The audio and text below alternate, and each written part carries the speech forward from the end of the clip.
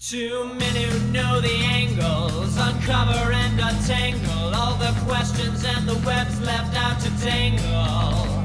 Be in 1962, last Wednesday's afternoon, they'll bend your ears with reckless self-abandon.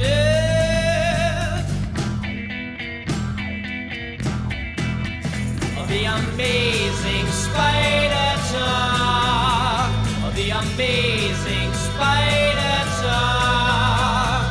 Come swing through the air, sit back and prepare for the amazing spider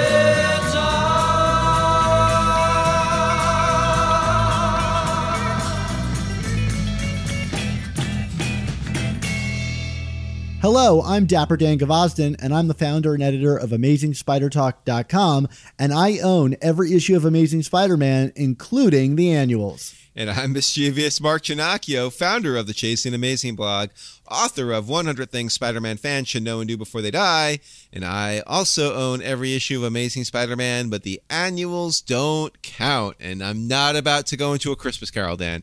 Mark, I thought we cleared up all that business about the annuals, and you agreed to allow me to say that they counted. What happened? Well, it was a holiday miracle, and the magic of the season has faded, and I'm feeling less charitable, Dan. Wow, I always become the grouch here, don't I? Well, thanks for joining us for a special review roundup episode of the all-new Amazing Spider Talk. We hope you enjoy this podcast and that it provides an intelligent conversation between two fans and collectors as we look at the Spider-Man comic universe in a bit of a bigger picture. Today, we are going to be rounding up a series of reviews of Amazing Spider-Man that originally premiered for our Patreon supporters back when these issues were first published. That's right, we're going to be reviewing Amazing Spider-Man Volume 5, issues number 29 through 31. These three issues saw Peter preparing to propose to Mary Jane and had him also facing off against absolute carnage. Plus, when we finish those discussions, Dan and I will be recapping an episode where we did nothing but speculate about Kindred's identity. Hallelujah, including a clue that we think has the answer to it all. Be sure to hang around until the end. You don't want to miss it. No, you don't. I don't know. I feel pretty confident about that clue that was discovered and reported by us on the show. Yeah, you don't want to miss it. Hang around until the end. But also be sure to remember this episode wouldn't be possible without the support from our wonderful patrons on Patreon, whose patronage, boy, how many times can I say that word, allows us to assemble the guests we have on the show and do all of our research. If you enjoy listening to our little show and want to help us continue while getting amazing bonus content, like the very reviews you're about to listen to when they were originally released to our Patreon subscribers, and additional episodes that we never released publicly, go to our show notes and check out our Patreon page and consider joining our little team. Now let's get to the action. We hope you enjoy our review of Amazing Spider-Man Volume 5, number 29. What's new? Is Spider-Man still wearing leather? Is it blue? Maybe he took a week off cause he had the flu. But probably not cause his methods seem tried and true. Let's find out in the Spider-Man review. Enjoy our review of Amazing Spider-Man 29. I can't wait to talk about this because I tweeted a very positive reaction to this, and you gave me kind of a snarky answer, which was funny, and I agree with, but I really don't know where you stand on this issue and the beats and ins and outs of it. I think this one's going to be an interesting one to talk about because, let's just get straight to it, Mark. The reason I enjoyed this particular issue, Amazing Spider-Man number 29, Legacy 830, is... whoa, write this one in the books. It's about Peter Parker and Spider-Man for once. Yeah, and I appreciate that, and I think that was great, and I did enjoy that. It's just like, you know, part of the premise of my snark to you was kind of along the lines of, well, shouldn't all these comics be about Peter Parker and Spider-Man? Like, why are we celebrating them doing, like, I don't want to say the bare minimum, but, like, they're doing something right in light of doing something, I don't want to say wrong, but something that was not as much for us in terms of what we're looking for in these comics. So it's like, okay, well, they're doing something good and focusing on Peter here. Now let's get down to brass tacks. Is this the kind of focus on Peter we want to be seeing? I think that's the more interesting question here. And I would say yes. I mean, I think this book really kind of gets into Peter's headspace, which has been, kind of similar throughout. I don't think there's any like major changes here for Peter or tough decisions that he has to make. It's a pretty kind of standard operating plot, right? It's he's got to go out as Spider-Man, but is he going to make it on time kind of thing. But it's done really well. And I think like not only is Peter well written and are we inside of his head in an interesting way, which I really want to talk about, but also I felt like his supporting cast was incredibly well written and utilized in the ways that we like best. We've got supportive MJ, and we even got like speechifying Aunt May. I mean, how long has it been since we've seen those tropes? And I agree 100% with you on that in terms of certainly the supporting cast. But I mean, let's start with like that beginning. I mean, you just kind of referenced it too in terms of this idea of the storyline of this comic is something we've seen before. Like you said, this idea of, well, Peter has family or social obligations, and then Spider-Man stuff gets in the way. And the comic even pretty much, I don't want to say pokes fun, but like references that heavily, and like, is talking about patterns and history repeating itself and the cyclical nature of Spider-Man's life, which is all well and good, and it's true. But like at the same token, like, I guess for me, like, I found it a little problematic that we're like more or less kind of just admitting, yeah, here's another Spider-Man story that you've seen before. You know what I mean? Like, it's like, okay, what's the wrinkle here? I guess, the wrinkle is Nick Spencer's writing, but is that enough of a wrinkle? I don't necessarily disagree with you. I think the final page of this is meant to be kind of the big wrinkle, right? And we'll get to talk about that in a second. There's something about this issue. The one issue that this reminds me the most of is 698, the Dying Wish issue, where you're seeing a story you've seen a million times before until the last page where that story is completely upended in some way. And I don't think that it pulls off quite the shocker of that issue. I mean, like, I don't think many books could. I mean, that's probably the all-time biggest shock in a Spider-Man comic. Is that a safe claim?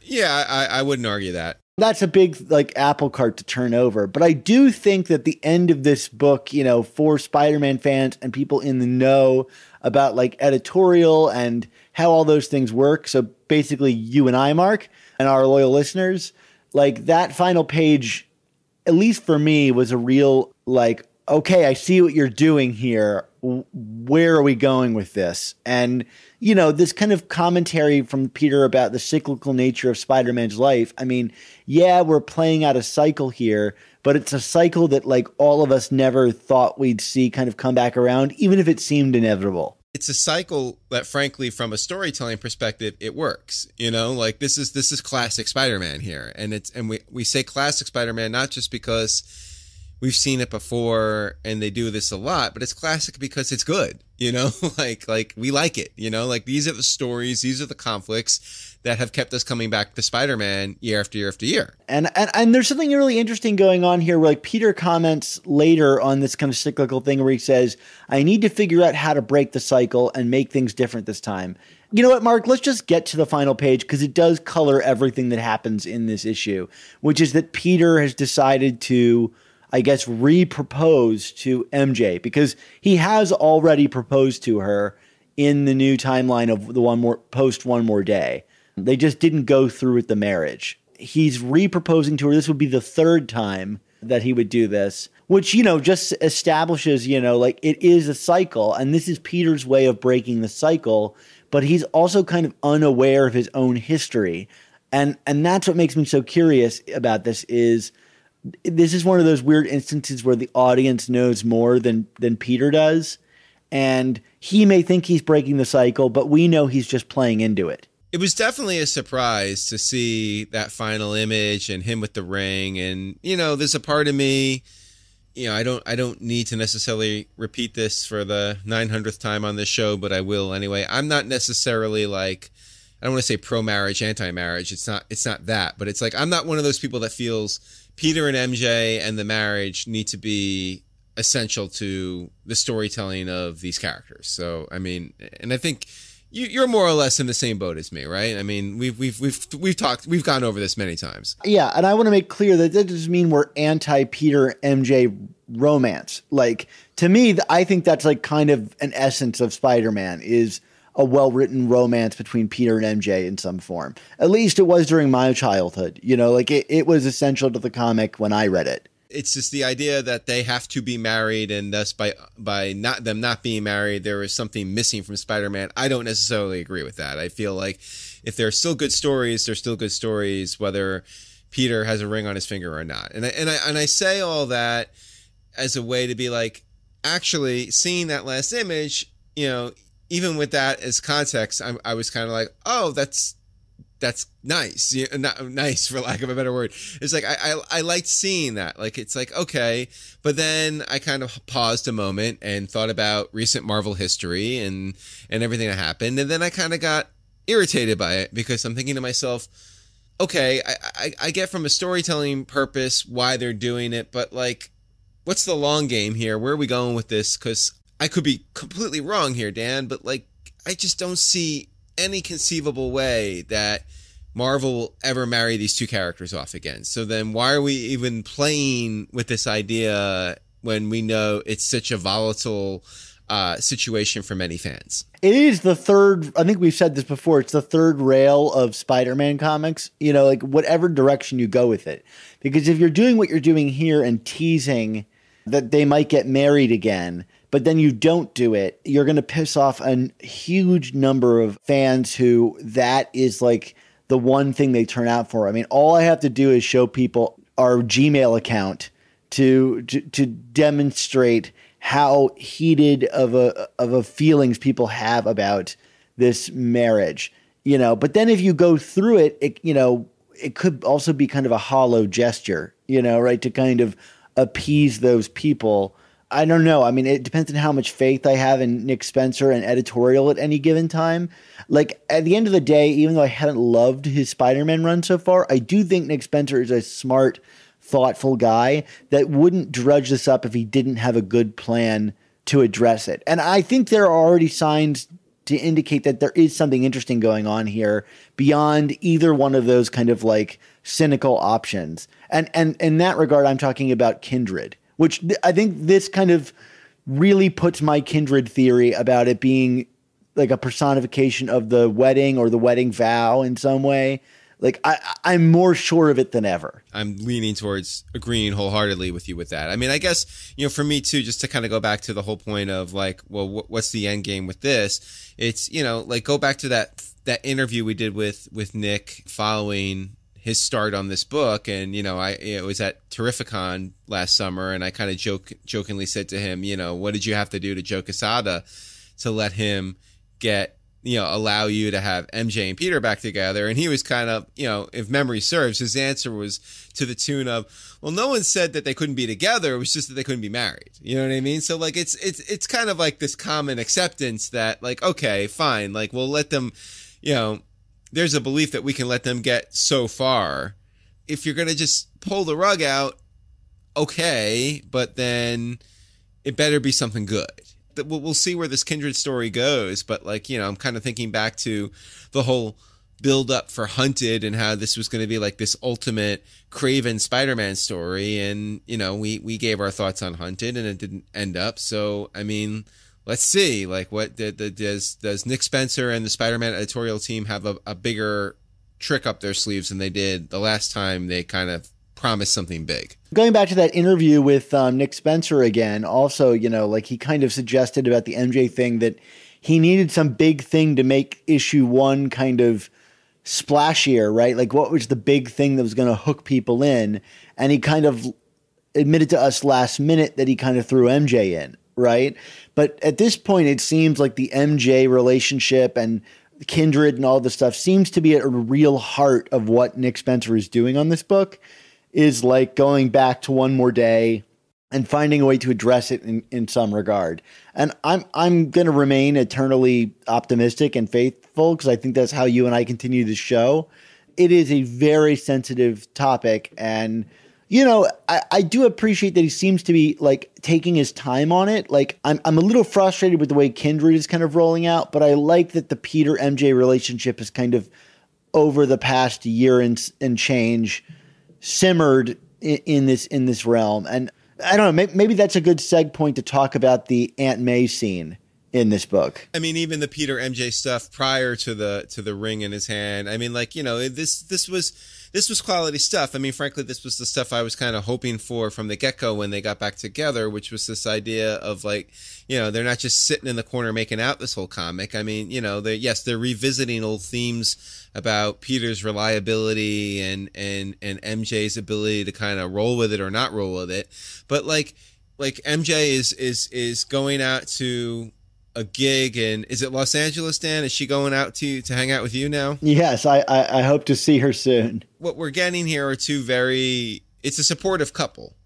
And I like that they're supportive, but then like when Peter is kind of on his own or with Aunt May, he's also acknowledging, yeah, I support her, but I miss her and I want to be there, you know, like that. To me, that rung very true. Like that idea of like, I mean, you know, we're both with people that we love very dearly and we want the very best for them, but like I think all relationships, there's an element of selfishness there, and it was nice to see kind of Peter's selfishness there, that it wasn't too over the top, like, oh, I support you, I support you, I support you, I don't have needs or you know, feelings or anything like that, you know? And I do think it's interesting that this kind of support comes directly in the face of the reason that they didn't get married as per, you know, one moment in time, which is that, you know, Mary Jane couldn't support Peter going out and being Spider-Man all the time because she found it so, I guess, like damaging in some way and harmful to her in psyche in some way.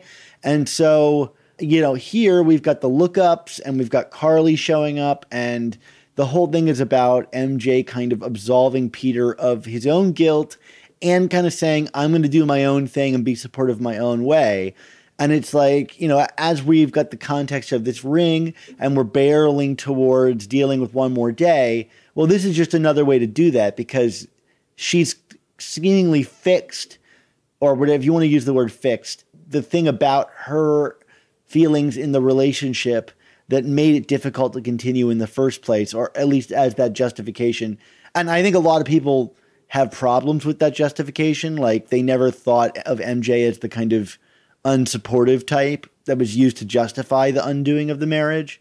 But I was just, all I'm saying is like, there's another thing kind of fixed as we move toward dealing with one more day. And then obviously, as you were alluding to before, from here, we had Peter with Aunt May.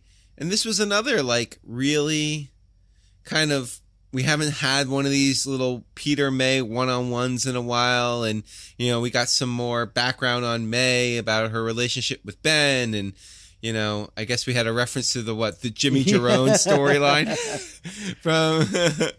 from A Spectacular Annual #4, a favorite story of ours. But it was again, it was good to kind of have that Aunt May with some agency and like just like her own insights and relating, and you know, it felt very much like Parkers Have Gumption, right?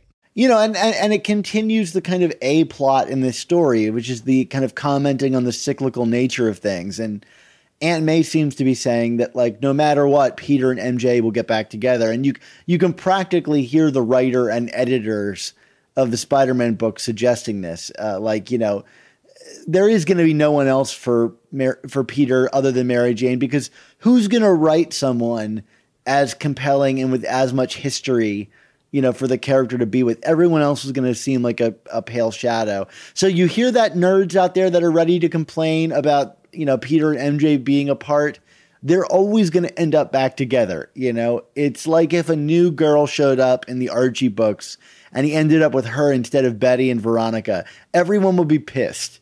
You know, like MJ is going to be the Spider-Man girlfriend eventually again all the time. And Aunt May here is suggesting it and also kind of pushing Peter to propose to her, just as she did before, right? The first time Peter proposed to Mary Jane. Of course, this time he's a bit older and has more history with her.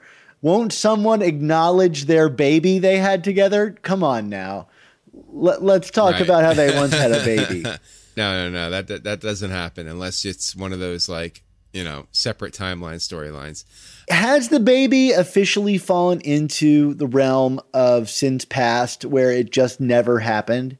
I feel like it has. I mean, like except unlike Sins Past, like, when you read something like Life Story or Spider-Girl or whatever, it feels like those creators don't, they go out of their way to acknowledge it. But yeah, in terms of this 616 universe, it just gets ignored completely. Those are like the two big things that are kind of like seemingly erased until someone decides to do something with them somewhere in the future.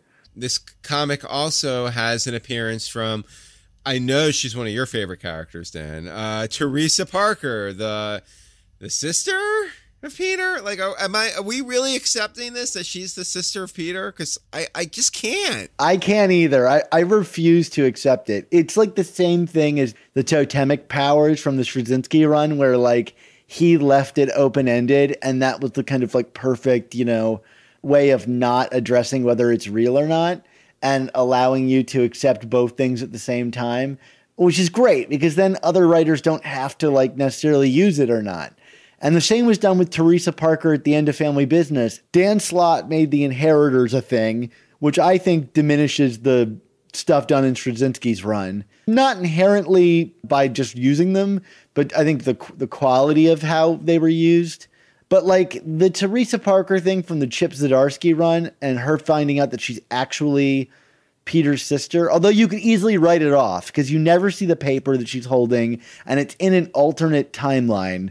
So you could easily write it off. But I got to tell you, you weren't joking. I think the Teresa Parker canonization is probably my least favorite addition to the Spider-Man myth from the past decade or so. At the end of the day, it doesn't really add anything. And, her showing up like she does here, it's just to set a certain conflict into motion. And I guess, Peter has a certain obligation to follow her. But I mean, let's be honest here. Like, how would her showing up in this circumstance, outside of the fact that she's not a costume hero, be any different than if it was Captain America or Iron Man? You know what I mean? Like, it's just, like if Peter is faced with a situation where his help is requested, his help is required, there are innocent lives at stake, he's gonna go, right? Like, so what difference does it make if it's his sister, the SHIELD super spy, or Captain Marvel?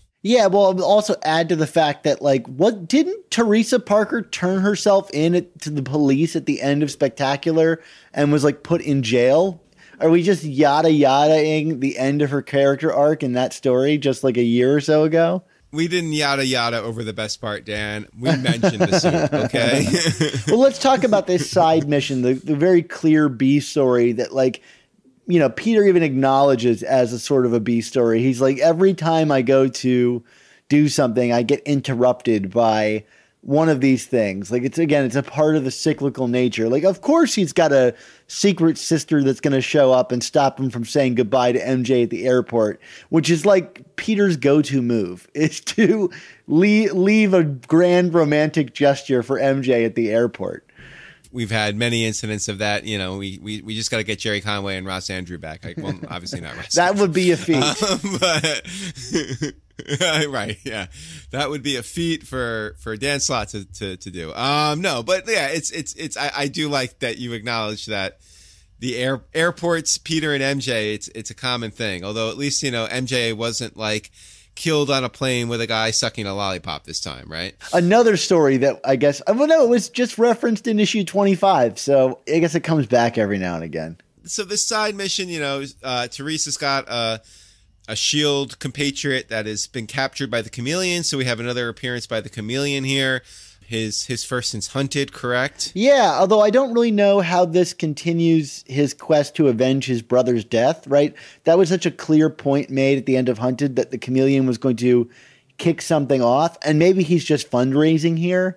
But like the story is completely divorced from that. It's involving like selling SHIELD tech to like AIM for money, and like, okay, fine.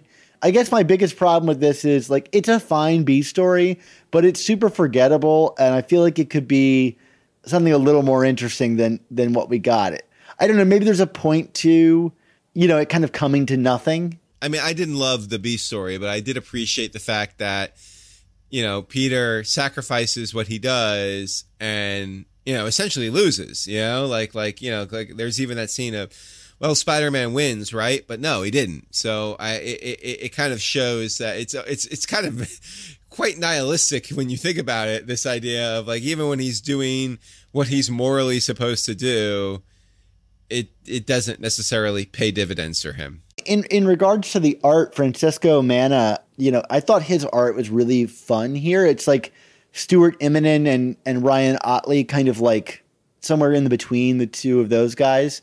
But there's this page during this adventure where it's this kind of cross-cutting double-page spread where like Peter is stopping Chameleon and MJ and Carly are talking about going to the airport, and ultimately MJ's on the airplane. And Peter admits that he's not going to make it, and they both know that he never was going to make it. And I love the cross-cutting of that page. I thought it was a really cleverly told bit of storytelling. The art is definitely a step, I don't want to say a step in the right direction. It's significantly better than some of the other non-Otley, non-Umberto Ramos offerings we've been getting on this run. So, in terms of high praise, I didn't see the Immonen influences, but now that you mention it, I get what you're saying. But like, there were a number of times where I had to keep going back. I was like, wait, is Otley doing this book? I'm like, okay, no, it's not Otley. There's a similarity to the like inking of like characters like MJ and Peter that reminded me of Immonen. Like, there's a lot of like, I don't think the detail level of a Stuart Immonen, but there's like a kind of like looseness with designs and stuff that I really liked. Shout out to some of the like featured villains that show up in that one page where you got like Otto Octavius and the Vulture and Electro and Hydro Man that show up.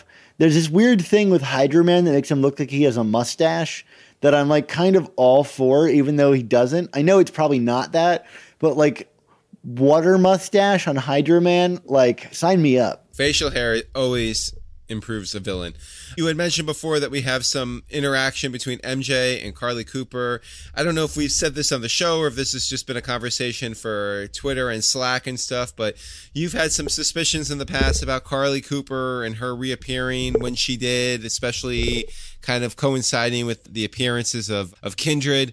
Anything here that sparks those speculations from you, Dan? Yeah, I don't know. I mean, also the Thieves Guild, because she came from the city that they were formerly in. I don't know. The more time that goes by, the less I am suspicious of Carly. She seems like a genuine friend here. But at the same time, that's the kind of role that Kindred is playing towards MJ, which is like keeping an eye on her. And like, I went back through this whole issue just scouring it for centipedes, right? If there was an issue to have a centipede in it to confirm my theory, it would be this one. And there's no centipedes in this issue. But there is Carly, so I don't know if that means anything or whatever. But, right now she's kind of just seems to be a supportive friend more than anything else. And Kindred's already kind of playing a card in this issue with the MJ going to LA to work for Mysterio, against her knowledge. So, like, if he was also Carly or was related to Carly in some way, Carly's not really laying it on thick in any regard. So, she seems like a good friend. So my theories about Carly, I think have been kind of silenced for now. My spidey senses are not tingling with Carly right now, for sure. Anything else from this issue you wanted to pick apart at all? Not particularly. I just think the final page is pretty exciting. There's the kind of verbiage of it where he says, maybe some other day. We're headed towards confronting one more day. There's no way about it. I mean, Spencer is signaling this as much as possible. So I know that you're like wary about it, but like color me intrigued. Like I really am curious what he has had planned for this, because if my theory is right, like he's been working this angle since the beginning, and it is actually exciting to see if, maybe we could move past this. I would love to move past this. I'm wary in a sense that it's not like, oh, this is never going to happen, blah, blah, blah. I mean, it's okay, if we're going to do this, let's really make it count. Like, I mean, you know, I know we don't talk about this series much on this show, but like, you know, going back to like Spider-Man Deadpool a couple years ago, they started like, you know, tap dancing against the one more day line, and it was such a bummer at the end. Like who cared about like how they ultimately paid that off?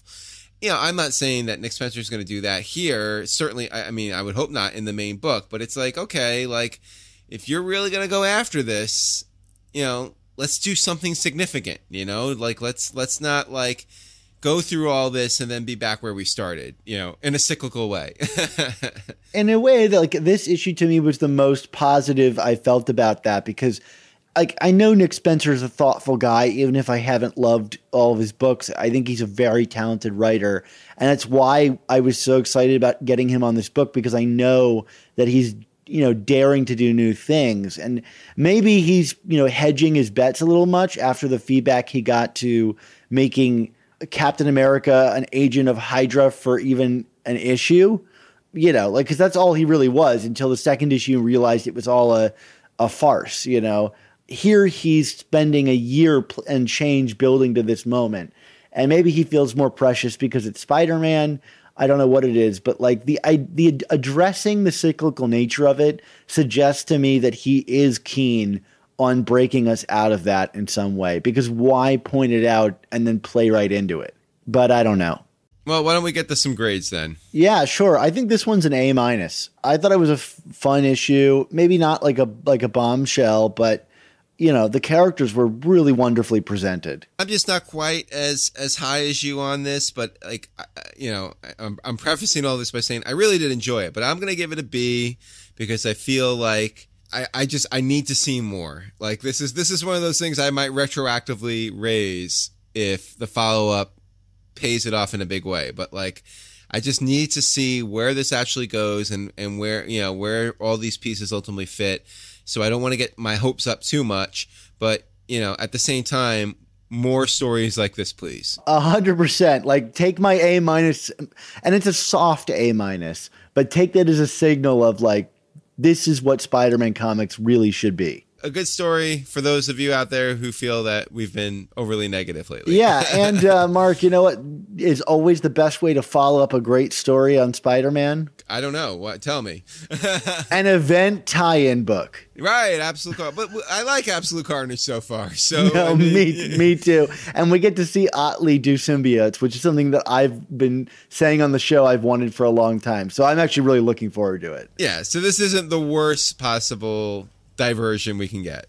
No, absolutely not. Until we read it, and then we'll determine whether or not that is the case. It's not like it's like a Fear Itself tie-in or something, right? No. Don't you dare. Don't you dare. Thanks again, our faithful patrons, for joining us on this episode. I hope you all enjoyed us talking about this comic. We hope you enjoyed the comic. Yeah, absolutely. I mean, we did, and that feels good in of itself. All right, bye, guys. All right, have a good one. Bye. Dan, I gotta say, that episode had one of the most shocking endings of a Spider-Man book in recent memory. I'm so glad we were able to talk about it, all thanks to our patrons, because without them, we would have never gotten that awesome review. But fear not, listeners at home, we are going to quickly transition to our review of the Absolute Carnage tie-in, Amazing Spider-Man Volume 5, number 30. Enjoy our review of Amazing Spider-Man 30. This was quite the issue. Lots of kooky narrative structure here that we're going to want to get into. Also, lots of things to speculate about. This was actually posited as an Absolute Carnage tie-in, which it does, kind of. It's so much more than that, don't you think? Yeah, I mean, this is a real case of like life gives you lemons, make lemonade. Not that Absolute Carnage is a lemon. I've been enjoying it, you know, pretty decently. If you've been listening to my coverage of Absolute Carnage, you know how I feel at this point.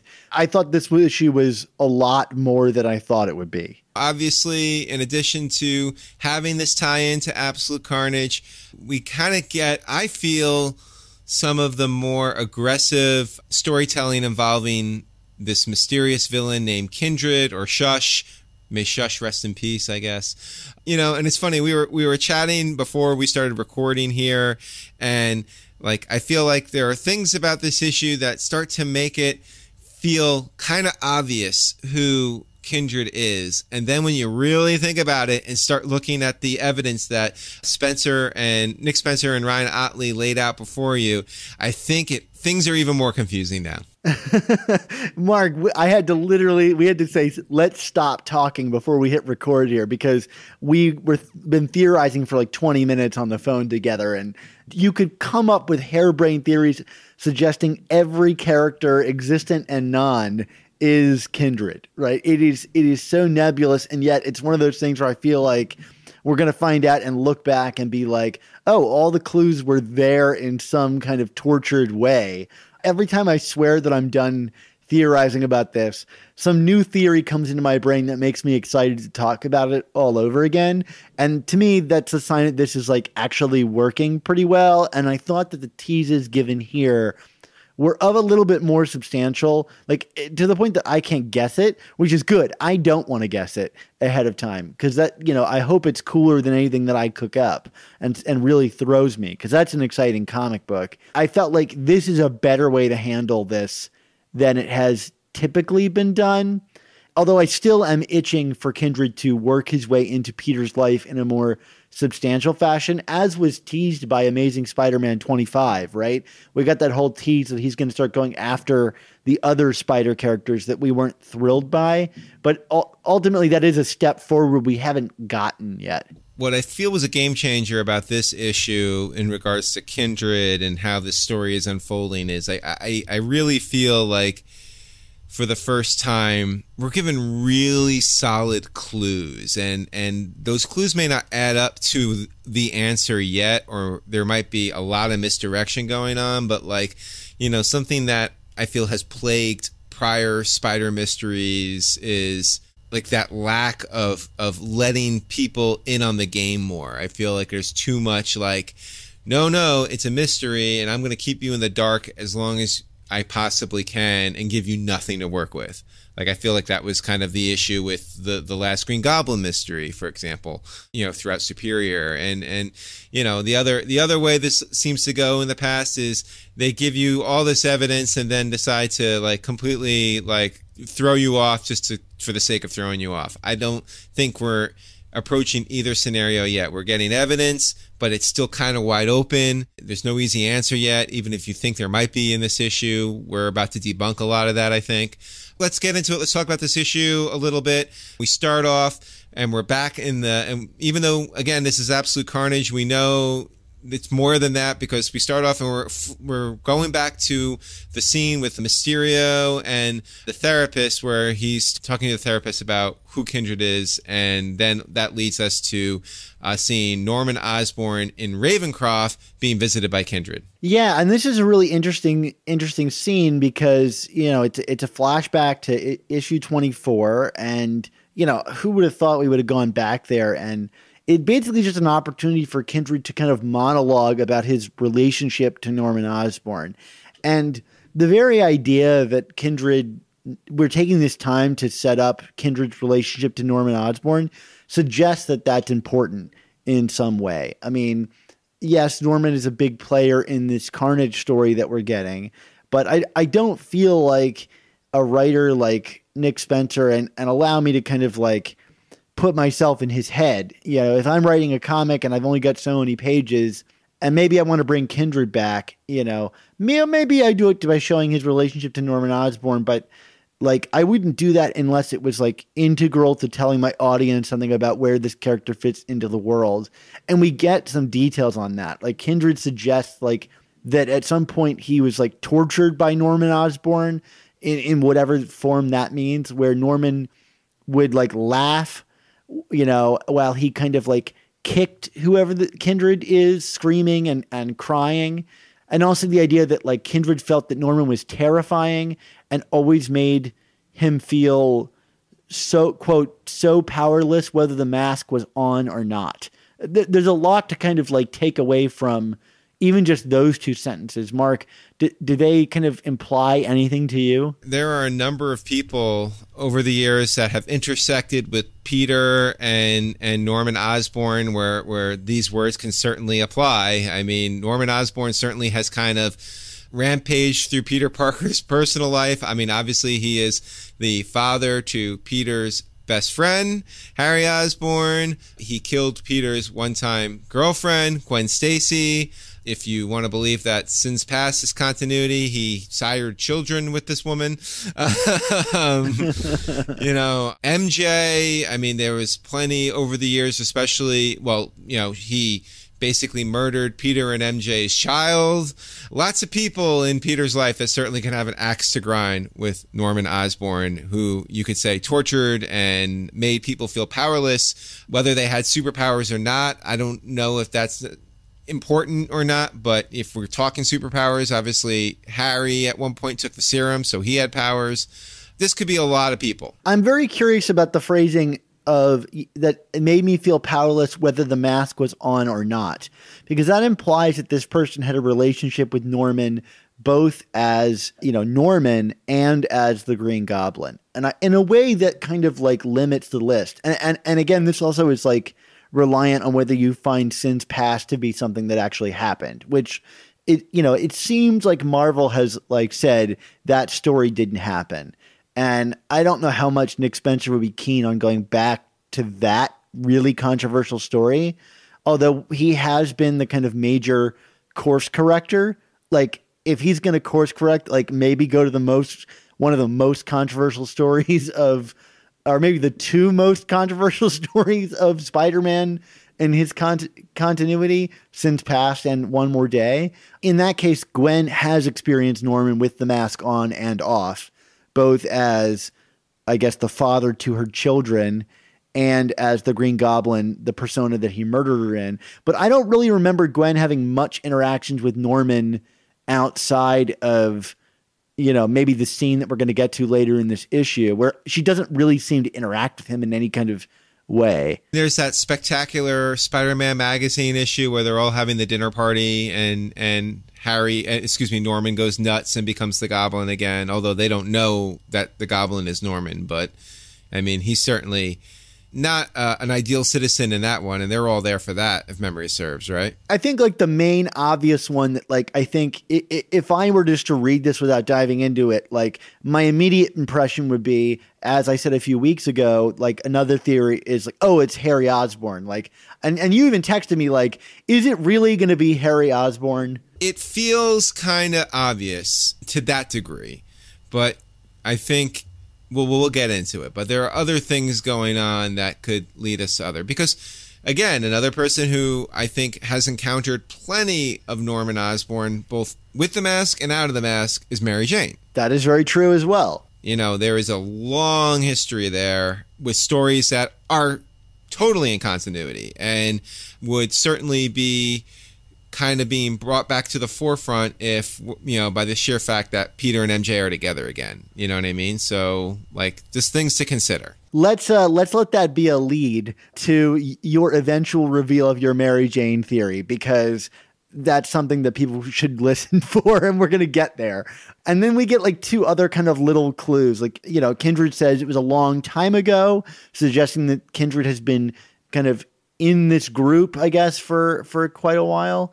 And then there's the last quote, which is like, quote, "Back then you spent your days up in a tower looking down on all of us," end quote, which to me suggests like maybe even not somebody like Harry, who I think would be like kind of up in that tower with Norman, this kind of elitism thing, or whether you think that that's just like Norman's psychosis, it has him kind of looking down on everybody. But it suggests someone that kind of like looked up at the power of Norman Osborn. Was that what you took away? Yeah, I think that's a fair assessment. Yeah, I didn't think it was literally like, someone who was or wasn't in the tower with him. It was more about just like this awe-inspiring figure looking down upon the peons of the world that he could crush with his hands. An interesting dressing down of Norman there. And there is an interesting implication of like, Kindred suggests, I could just let these monsters inside of me out to tear you apart, like suggesting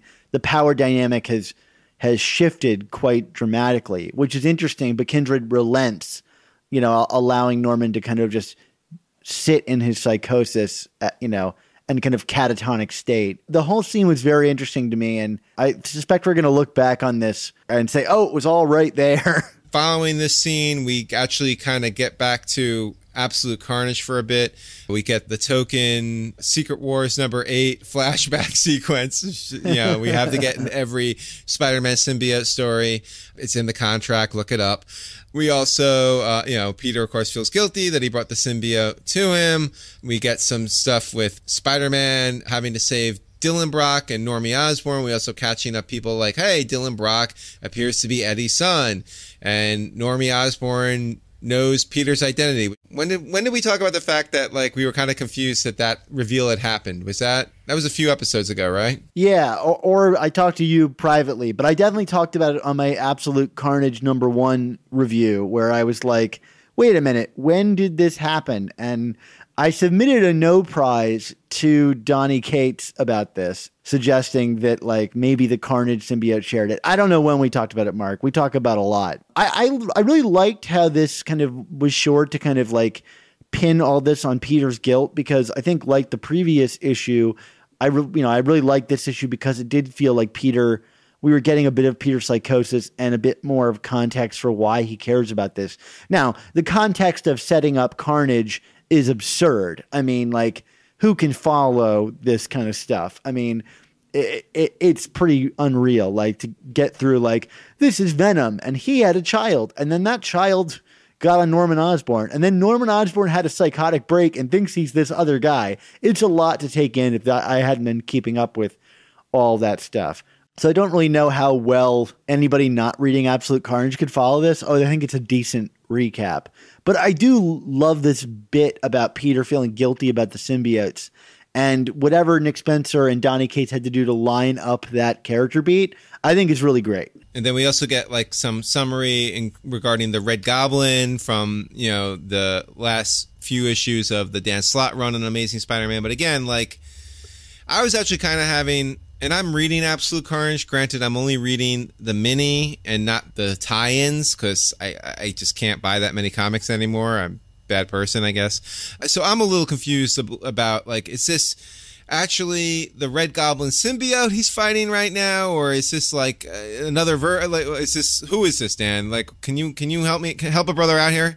I think it's the Grendel symbiote, right? Because the Grendel symbiote went onto Cletus's dead body, which had a Carnage symbiote at the time, I believe, or someone brought the Grendel symbiote to Cletus's dead body. I don't quite follow it because I know that Carnage was killed in Venomverse, and I don't know. I mean, I've had all these symbiote experts on for our Absolute Carnage coverage, and they do a better job than I do. I can't keep the symbiote stuff straight, and it's an admitted weakness that you and I have talked about even all the way back in Venom Inc., where we're who can keep up with what the symbiotes can and can't do? It's kind of one of those things where you just kind of accept that it's Carnage, even though I think it's actually the Grendel symbiote creating a mock Carnage suit for Norman to wear. I don't even know. If you can't keep up, I definitely can't keep up. But I tell you something that did catch my mind, which was... We then kind of lead out of this whole Red Goblin thing into this flashback sequence. And Dan, you the ever eagle-eyed one, pointed out to me before we came on the show that this is from Amazing Spider-Man #105. And then you found the page for me. I referenced it. And man, this is an interesting choice by Spencer and Otley, don't you think? 100%. So we get this flashback scene, and it is word for word exactly Amazing Spider-Man #105. And some of the images are direct callbacks to the Gil Kane's work in that book. And I'll say it up front before we talk about Otley overall. Boy, I would read Ryan Otley redraws Spider-Man, classic Spider-Man. I would pay for that like a new comic. These pages looked amazing. Yeah, this is really spectacular stuff, no doubt. It's curious because it's funny, you read that old stuff and you're like, oh, it's so dated, and everybody talks in such an old-fashioned way. But then when I read it here with the new artwork, it's it immediately had a fresh life to it. You know, it didn't feel that different from anything else I had been reading in the comic. And it was nice to see Gwen for a change, where we're not seeing her get thrown off a bridge or talking about her getting thrown off a bridge. Yeah, 100%. You're right. Like Gwen's memory is like only of her in death. So like here, seeing her like alive in a way, although we do get a reference to her death, you know, it was like you said, refreshing. Which, you know, we get this scene, and it's, you know, the context for the scene is, you know, it's after Harry has kind of had his drug overdose, which we talked about in an earlier episode of our show, and he's coming back for the first time. And so like, it seems like Peter and Aunt May and the gang have kind of collaborated to throw this welcome back party for Harry that just so happens to also function as a welcome back party for Flash. And it's kind of one of those like real, like nice, one of the last big, like the gang is together scenes. Like certainly one of the last big ones before Gwen is killed. I think the scene ties in because Peter's like thinking about the people that he lost to Norman, but it also begins to dovetail with the Kindred stuff towards the end. So let's talk about this.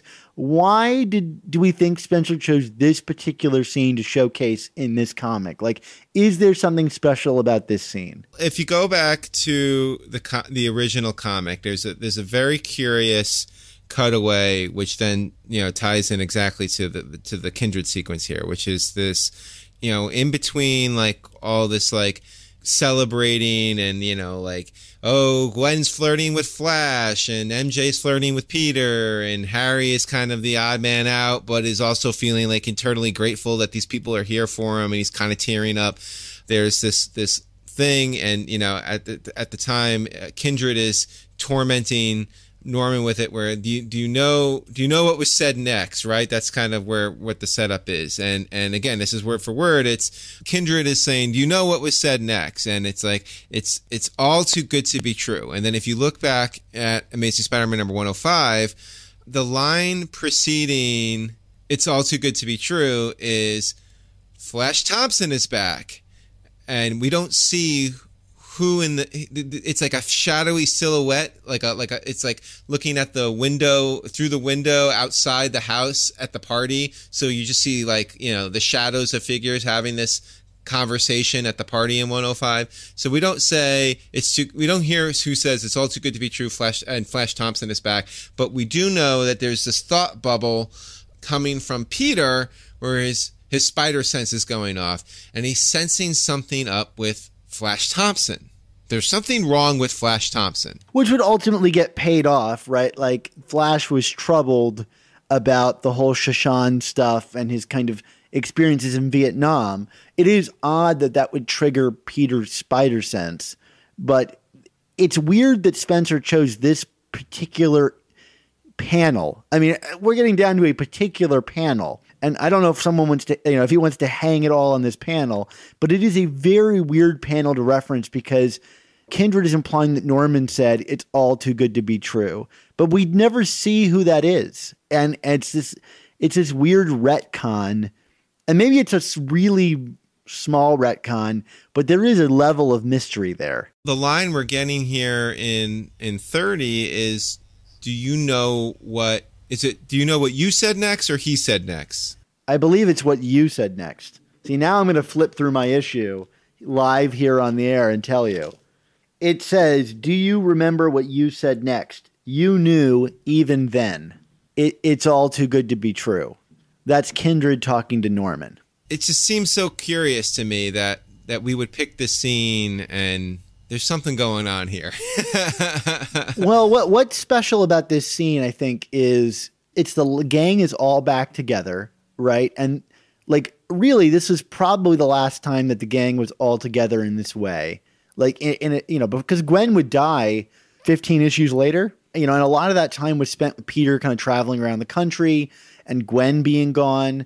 Like, this was probably the last big party scene. I have to really look at that, because if it is, there's a special significance to the gang all being back together. There's like you mentioned earlier, the weird, you know, dynamics of Gwen flirting with Flash, MJ flirting with Peter. And curiously, if you read 105 straight through this scene, there is one moment that's left out of Amazing Spider-Man 30, which is a scene where MJ is flirting with Peter, and Peter expresses like, some concern about that because Harry is there. And so there is that weird dynamic, like that Harry's on the out, but neither issue emphasizes any kind of jealousy from Harry. So like, initially I thought, well, maybe this is like a version of Harry that's jealous that Peter's ending up with MJ again. But if that were true, you would think the book would go out of its way to emphasize Harry's emotions. Does that sound right? Yeah, it does. The other kind of bit that we're getting here in 30 that I think is pertinent to what you're just discussing is Kindred's kind of sticking to the fact that, that Norman went after these people as children. There's this emphasis on that you went after children, which leads me to believe that Kindred was either a child, quote unquote, him or herself, when they were attacked by Norman or damaged by Norman, or was someone who observed Norman doing this and knew what Norman was up to. It seems so fascinating to me. I mean, like you said, maybe this scene was picked because it was just the last time that all these characters were alive together in the same room. Very possibly. But then why these characters? Why are we sticking with these characters? And, you had mentioned, during this attack sequence between Spider-Man and Carnage that, like, in between, like, all the punches that Carnage is landing, we're seeing the visuals of Gwen and MJ and Harry and Flash. And, on one breath, it's like, is this a flashback? Like that, and we're just, like, kind of reliving this? Or... and I'm going to credit Dan for saying this before we went on the air. Is this a rogues gallery? Are we insinuating that one of these characters in some shape or form is Kindred? And I think it's that. I think it's entirely possible. I mean, it's setting up something as a loss, but then the way Kindred looks back on it is so fascinating. I mean, there's a sort of like world weariness to Kindred that suggests it's an older person who saw what, Norman was doing, as you were saying. And that points me immediately to Captain Stacy, but and the idea of protecting the innocent, which we've seen Kindred do, right? There's the bit with the centipede and MJ being kind to the centipede and letting it go, that he's there to protect MJ, but he's gunning for Spider-Man. And that got us on that road. I mean, really, here's the thing, like, Mark, I could say all that things, but like, I'm pointing myself in dozens of different directions. I've got the lookouts happening like over here. Like, there's so many things going on. Like, whatever this person is, it's fascinating, but like, I don't know what to grab onto and what not. It's that whole bit with, the robot master or whatever, where he's saying like, guess my name, guess my name, guess my name, over and over and over again from issue 5 of this run. I can't. Like, this is a writer that is toying with us quite effectively. And that's the thing, is like, I know that he wouldn't do this and just throw clues out there that aren't insubstantial. I'm just not, maybe I'm not smart enough, or I don't have the filter on enough to say that it did. But yeah, like, if this is a rogues gallery, these images, these faces that we're seeing, like, okay, that helps me kind of narrow it down. Do you want to go through these 4 people and discuss how they might fit in? I think we need to. Let me preface all that by saying, one of the theories that we've been throwing out there from the get-go, Dan, this is your theory, is that this is like some kind of like demented manifestation of like the soul of married Peter kind of coming back. And I don't think that's ruled out. I still think there's some possibility here, because like there's like all these like weird pronoun choices being used in this issue where, Kindred is talking about he and him and you. And it's like, who is he talking to? Is he talking about Norman? Is he talking about Peter or Spider-Man? Is he talking about himself? It's not clear. So I think we got to throw that out there and say, to me, that's still on the table. I don't think that's been ruled out. I'm very squarely in the camp of this Kindred person is not a person. It's not like it's just someone that died and is like coming back. Like, it is a manifestation of some external thing, right? Like whether it's like a melding, like the marriage, like personified, I don't think it's just a person. Like it is like an emotion, like it is like a scab or something that is angry. I just, although there are moments where it talks as though it was a person, like suggesting like we are alike. Like we at one point were people that were looking forward to having a good life. So that sounds like a human being, but it could be applied externally. So you should get to your MJ theory just to kick this off, because it does relate to this very thing you're discussing. I was actually going to suggest we first talk about who it could physically be first before we talk about the more theoretical stuff. All right, that's fine. Yeah, so take us through it. Just to kind of lay it all out there. So obviously, we said this up front. This feels almost too on the nose about Harry Osborn, right? We have not really seen Harry all that much outside of some stuff towards the end of the Dan Slott run where he was Harry Lyman. He seemed to have made peace with Peter, so it doesn't make total sense that he would come back now as this like demonic person bent on killing him, but maybe seeing him back with MJ triggered something with Harry and he's crazy now. Again, wouldn't be shocking, right? I mean, like, I might be disappointed, but it wouldn't be shocking. Oh, let me throw like a metaphysical version of Harry Osborn into this field here, which is the like Harry did die and we got someone else back as part of the Mephisto thing, but there is still the like originally dead Harry. Now, I know that Harry Osborn isn't tied up in the Mephisto like thing. It just kind of got looped into the Brand New Day thing for, I think, an ultimately kind of weird reveal that Harry had been like hiding away in Europe for all of these years. But I do think that there's a possibility that like Nick Spencer could go, that was actually a lie. Harry's been dead. And here is the like other version of Harry come back in some regard. That's really far-fetched, and we posted it on an earlier episode, but in my head, that's still an option. Yes and yes. It could be Harry, it could be Demon Harry, right? Sure. Okay. Demon Harry it is. Yeah. All right, so one or the other. Then another kind of like maybe semi-obvious coming back from the dead situation is Flash Thompson. Now, okay, Flash just died, right? And he died a hero.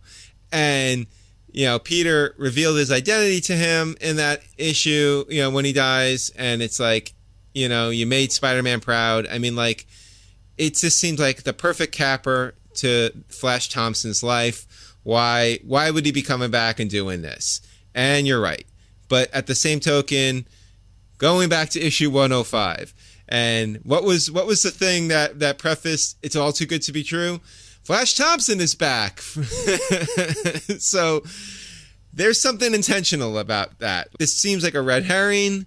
It probably is, but I think we have to consider it. I will say, if it's Flash Thompson, I will be so deeply disappointed in that reveal because it does not add up to me. Like, I just don't think the other clues tie into Flash Thompson. Like, it's too personal for that. Like, Flash Thompson is too apart from like something as personal as Peter Parker for it to be motivating something this mysterious and long-winded. Like, I just don't think that is I think Nick Spencer's smarter than that. But I think it just has to be posited as an option. That's all. Now, let me get a little weirder, but still kind of in the realm of back from the dead. Well, who is someone else that Norman Osborn has a connection to, both with a mask on and without a mask on? We said it earlier this episode. Gwen Stacy. Obviously, Norman killed Gwen. And depending on your belief in Sin's Past, he slept with her and had children with her. Could this, you know, we like you said earlier, you know, Nick Spencer has a tendency to kind of right the wrongs or play, you know, or course correct stories that maybe didn't go right but have potential. Could this pain and suffering that that the Kindred is referring to, could it be Gwen referring to being raped by Norman during Sin's Past? And so there's kind of a revenge fantasy there.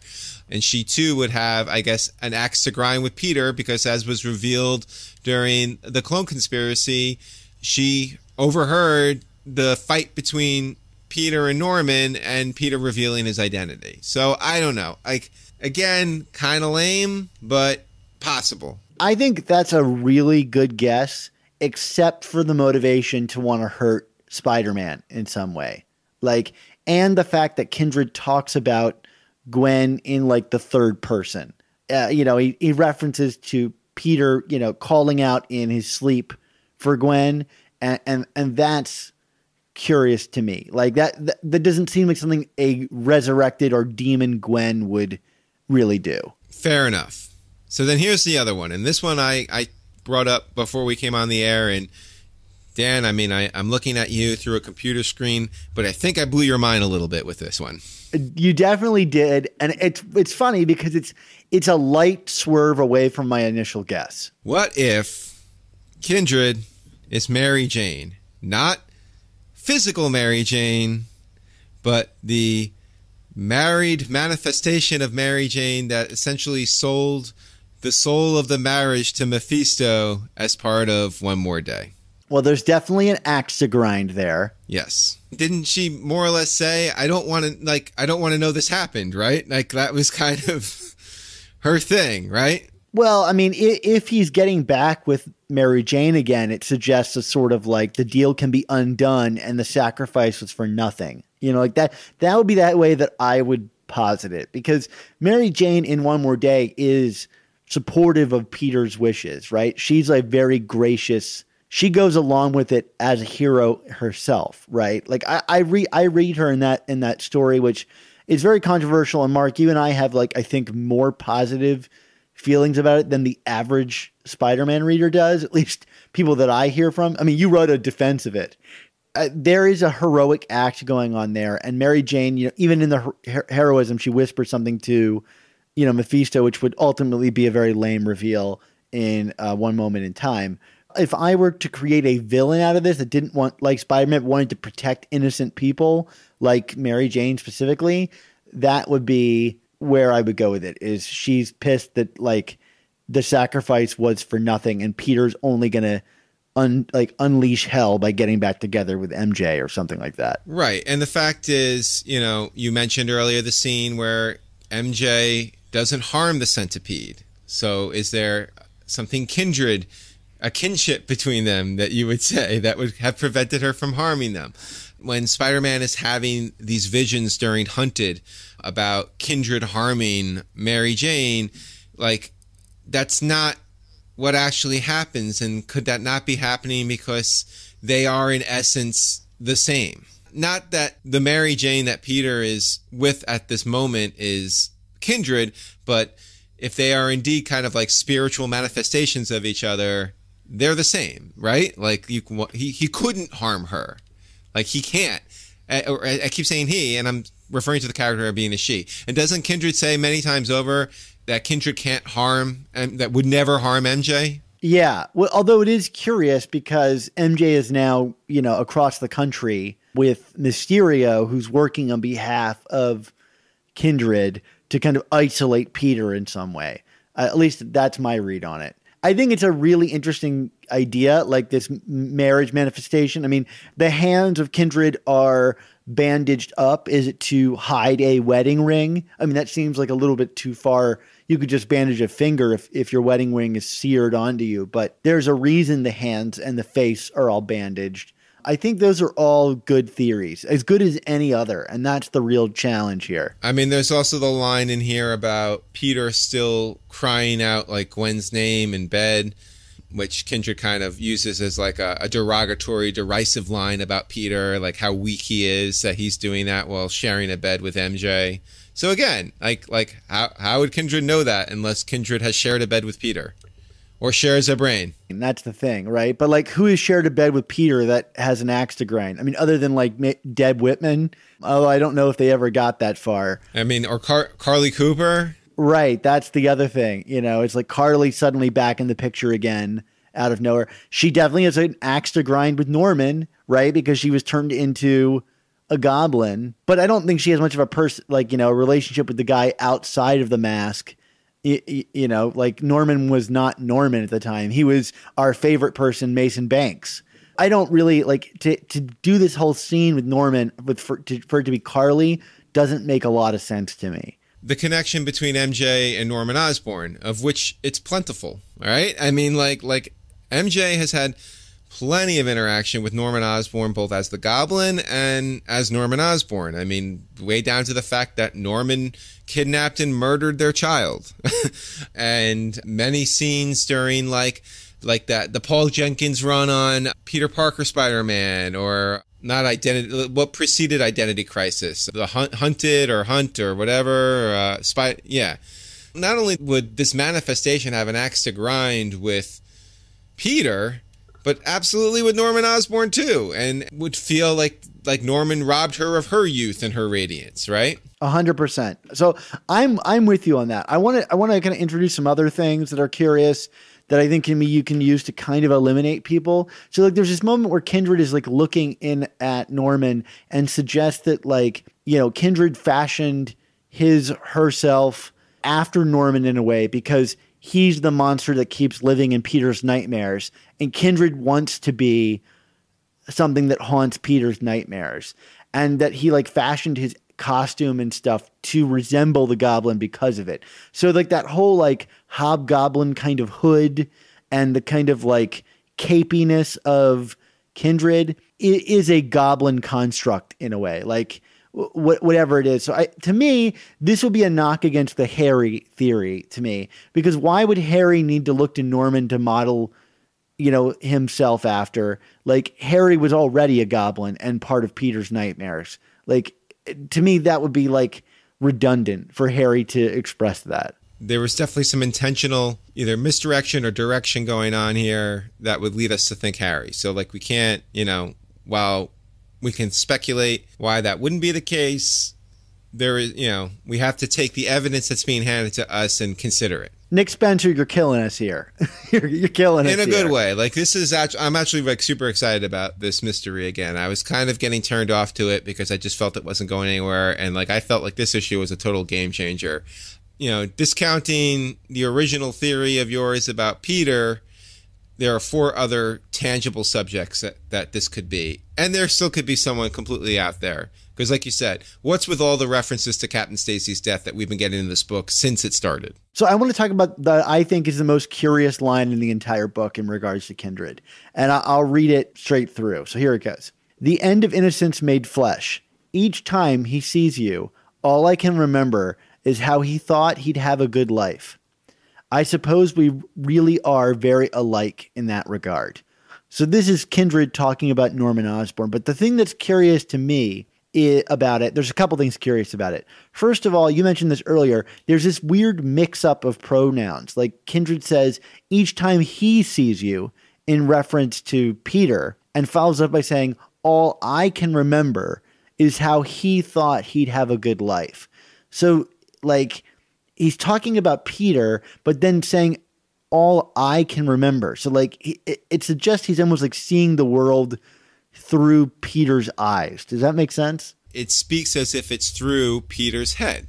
But, like, referencing Peter in the third person. It's very strange. But a line like that, too, makes me also wonder, it kind of, to me, puts the lens back on Harry. Because Harry is someone that shared a level of, I don't want to say intimacy, but you know what I mean? Like, you know, obviously kinship, friendship with Peter on a level that none of these other characters have. They can talk from a shared kind of perspective of looking at Norman and thinking, at one point I thought I would have a good life, but you ruined it. You know, like I think both can make that claim about Norman. But then also, like, Gwen could make that claim too. You know, like, I thought I'd have a good life and you snuffed it out. And there's a discussion on our Spider Slack about Kindred's gender. And I had to kind of look back at it. And it's weird because this book opens with like a reference to Kindred from Mysterio suggesting him, that Kindred was a he, which, you know, you can't hear the voice. So I imagine that would be what Mysterio will be going by. But the him is bolded. And, you know, I don't want to read too much into the bolding of things because sometimes it does seem very arbitrary. But, like, Nick Spencer's a careful guy, especially in regards to Kindred, it seems. But I don't know whether to read that as confirmation or as like a suggested wrong. You know, like we're putting him in bold so that you think it's a him, only so I can turn it around and tell you it's not a him. You can't say one way or the other, really. I mean, now we're just hyper analyzing this. And then the book ends like with obviously this image of Carnage, Norman Carnage standing over, you know, Peter's body. Kindred suggests that like, look, Norman, you'll never get to kill Spider-Man, but you've already won, meaning that like he kind of beat him by destroying his innocence in a way, but also that like the conclusion of whatever's going on between Spider-Man and Carnage right now, it's kind of like already foretold that like he's not going to defeat Spider-Man, but Kindred will. At least that was the kind of like implication that I took away from it. But then there's the idea of like, how does Kindred know this? Can Kindred see the future? It's this vague speechifying that suggests so much, but also can just be nothing. Well, we also don't know at what point in time Kindred is having this talk with Norman. Well, he's talking to him back in ASM 24.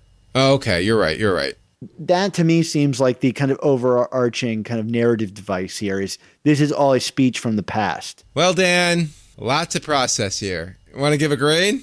Yeah, sure. I mean, we didn't talk much about Ryan Ottley's art, but I just wanted to say welcome back. This is amazing. And I finally get to see Ryan Ottley do the symbiote that I wanted to see. And I don't think he disappointed at all. I'm giving this one, this is an A- to me. I'm right there with you, Dan. A-. This is the best issue we've had in a while, in my opinion. Yeah, I mean, 2 good ones back to back. Like maybe it was just getting past Hunted. Now we can kind of start cooking again. Well, thanks to everyone for joining us on this episode. We really do appreciate your support, and I hope you all enjoyed our game theory here. I don't know if we're going to be proven right or wrong, Dan, but this was a lot of fun to kind of go on about. For 2 guys who said they were done speculating, we sure did a lot of speculating here. And let us know what you think. Maybe our discussion sparked something for you. I mean, what I'm going to start doing, I think, is go back and like make a list of all the clues and start crossing them out as we go through this, because it's going to line up eventually, right? I mean, like, why do a mystery if we can't guess it early? Not that we necessarily want to, but we're all on the same team here. Maybe we can all like hive mind this together. Sounds like a plan, Dan. All right, great. See you guys later. This episode wouldn't be possible without the support from our wonderful Patreon subscribers, whose patronage allows us to assemble the guests we have on the show and do all of our research. If you enjoy the show and want to help us continue, while also getting amazing bonus content and additional episodes that we never release publicly, go to our show notes and check out our Patreon page and consider joining our team. Mark, did you hear that random robotic voice? Who are you, random ad read woman? We need to know. Is this Jocasta from Dan Slott's Invincible Iron Man run? Well, until we figure that out, we hope you enjoy these reviews so far, because we have another one coming up, and it's time for Amazing Spider-Man number 31. Enjoy our review of Amazing Spider-Man 31. Who could have guessed months ago that Absolute Carnage was going to be like the storyline that paid off a lot of this like long simmering storytelling that's been going on in this book, Dan? It seems totally out of nowhere for me. I never in a million years would have expected this. And who would have thought that the tie-in issues, as we kind of joked, would be the most character-centric ones we've gotten in a while? Ultimately, a Carnage story, no less, which is like, you know, when it comes to character, Carnage is where character usually goes to die. Mark, just to jump into it, Amazing Spider-Man number 31, Legacy 832. I really enjoyed this issue, and I think the crossover in general. And I think the key to that is that we got a pretty simple but effective Peter story that put us in his head, which we've kind of been asking for a while. And like you said, made connections between everything we've been getting. But like, wow, it's kind of neat to see his past and present leveraged together to make it feel like history actually matters on books like this. We've been going to the well in terms of, like you said, Peter's history of the last few issues, probably more critical history in this issue in terms of the comics being referenced. I mean, we're talking about truly historic milestone issues, ones that we are discussing in our very long simmering, equally long simmering season 3 of Amazing Spider Talk, Dan. It's great to kind of go back to that time. It's like, oh, we're covering that, and this book is very clearly in that realm of operation. Otley has been doing an amazing job on these 2 issues. Like, I mean, I don't know if he's been let simmer for a while. He's clearly been working on something. And if it was this, then, like, you know, I love seeing his flashbacks. I said it last time I'd read, you know, him redoing all those old issues. Not that they weren't, you know, had their own value, but boy, he really brings kind of a fresh coat of paint to it all.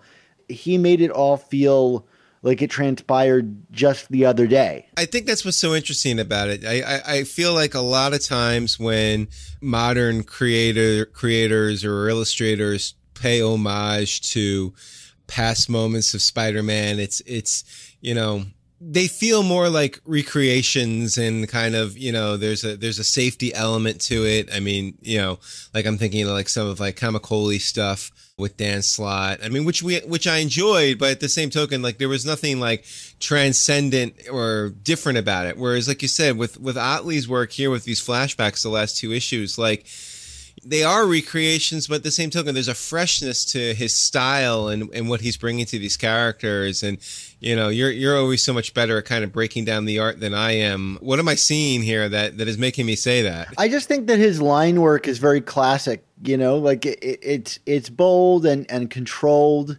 You know, his panels are boxy like it used to be, and it doesn't feel like too much of a divergence from his normal style.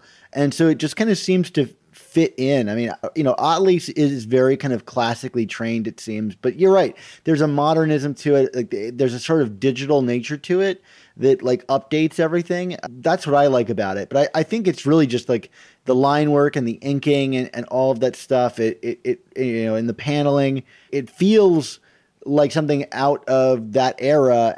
But I think it's also been kind of Nick Spencer's approach to this book. I think he's been doing a lot of things. Whenever he has Otley on, his books tend to feel a lot more like classic Spider-Man. I find it interesting how these characters look younger. You know, we are distinguishing that time has passed, but like it's not like high school Peter or you know, Ditko's stuff. I mean, like this is we're getting into the era of Spider-Man when this initially happened in the 70s, where like, you know, these characters were already starting to become more like adults, and yet, you know, the way Otley is doing it, they're clearly younger adults versus what he's doing now, if that makes sense. One of the things I like that Spencer does, and I think my favorite issues of his are ones like this, where, you know, he's doing a classic Spider-Man, but the structure of the book is more kind of transcendental in a way that like only comics can do. Like it's working purely on a psychological level as it's weaving between multiple stories at a similar time. And that's a really hard thing to balance correctly. And I think Spencer's especially good at it. I mean, the one that really stands out, I think, overall, his book still is Amazing Spider-Man #1. But I think this is a really complicated feat. I mean, I think you're robbed a little bit of complexity from Peter's main, you know, in the moment narrative, but the background that supports all of this and how it ties in all these other things to form Peter's psychology in the moment makes those kind of brief moments of him punching Carnage all the more powerful. I mean, not for nothing, I thought this was like a pretty exciting Spider-Man Carnage fight, or Spider-Man Osborn fight, or however you want to put it. However these characters break down. I think due to the structure of it and how we kind of weaved in and out, we got a little bit more insight into Peter here, which we don't always get in certainly in a Carnage story. So I for whatever reason, I kind of feel like this is one of the better encounters between the two. The stakes felt high. Yeah, there's not a lot of punching and a lot of complications to it going on, but I think that Carnage is dealing with a sort of psychological battle of his own with Cletus Cassidy and Norman Osborn, and that Peter is dealing with some kind of psychological holdup that keeps him from winning. You know, this battle of the mind seems to be going on. And you're right. It's like we've seen the punching fight between him and Carnage many times before, but I've never seen one quite as complicated in terms of psychological stuff than this. I mean, this is like a J.M. DeMatteis issue in many ways. In my mind, it's like it's very much from that camp of Spider-Man writing, which is like get deep inside the guy's brain constantly. I didn't even think about that in the moment, but that's a really great analogy. But Dan, I do feel like we're burying the lead here a little bit. Yes, this is a good Peter Carnage story or good Spider-Man Carnage story. Yes, the art is great, but let's be honest. Last Patreon episode, we were talking Kindred, and frankly, I mean, I don't know. Is it even worth guessing anymore? It just seems so darn obvious, Dan.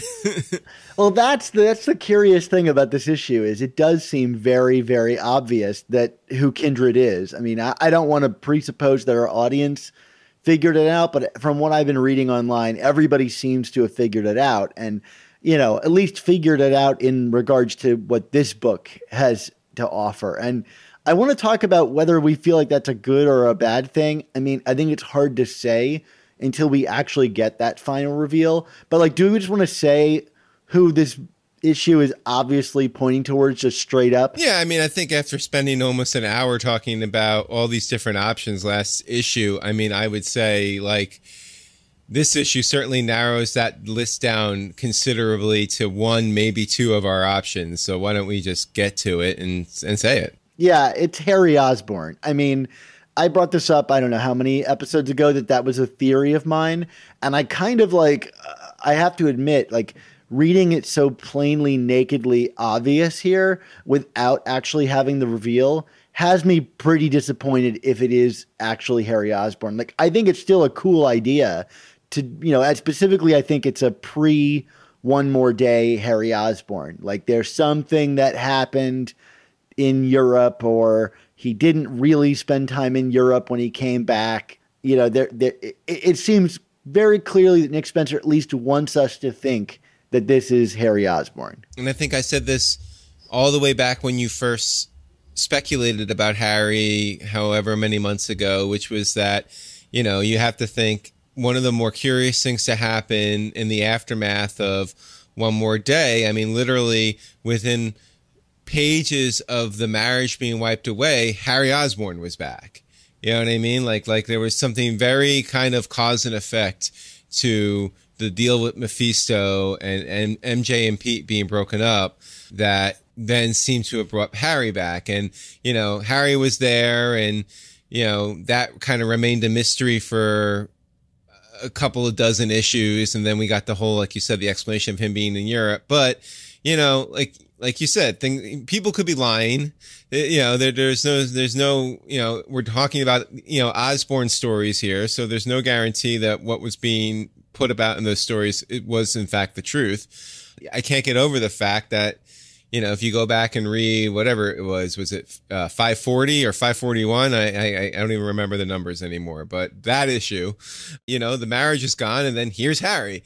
The fact that Peter and MJ have gotten back together and then that seems to have introduced this Kindred character seems to have made sense. It does make sense. At the same token, I don't want to call it a letdown because let's see where it goes, but like, it feels weird to me that this mystery being built up for so long when I think maybe this could have even been more interesting without the mystery, if that makes sense. Yeah, just seeing Harry kind of plotting in the background or something. Yeah, or not even plotting, but like to see the snap. You know what I mean? Like clearly something has driven him into this madness. You know what I mean? And I think I'm more curious to see that story than to in what's inevitably going to happen if this is indeed what it is, where, we finally get the unmasking or whatever, and then we get, maybe like a flashback issue or something that shows Harry, this is how I got here kind of a thing. You know what I mean? Like that seems to be generally when we have these mystery villains, what the setup is. Whereas I think the story of how Harry got to here, from here to there is more interesting to me. I think that this Kindred character is a different character than Harry Lyman. Like, I don't know if that was like maybe an intentional thing on Dan Slott's part to build up that last name in order to help Nick Spencer out. I mean, it made sense to me at the time that Harry would want to lose the Osborn last name. Yeah, I don't know. I mean, I'm not 100% sold because it seems so obvious as to be a red herring, but like all the clues fit. So like if it's a red herring, there's a character out there that's not Harry that is like really a lot like Harry. I think we're at the point now where if this is indeed a red herring, it's a subtle red herring. It's a red herring the way going back to Superior that the Green Goblin was Norman Osborn. You know what I mean? Like it was Norman Osborn with facial surgery. You know what I mean? And I'm not saying Spencer's going to redo that gag, but I'm just saying like I think it's patently obvious it's Harry, but like you said, what's the catch? Is it going to be like some kind of reverted demon incarnation of Harry that was, basically reignited because Peter and MJ got back together? Is this just Harry descending into madness again out of jealousy? Is this parallel universe Harry? I mean, who knows? You know what I mean? Like, but I think it's Harry. I don't know really.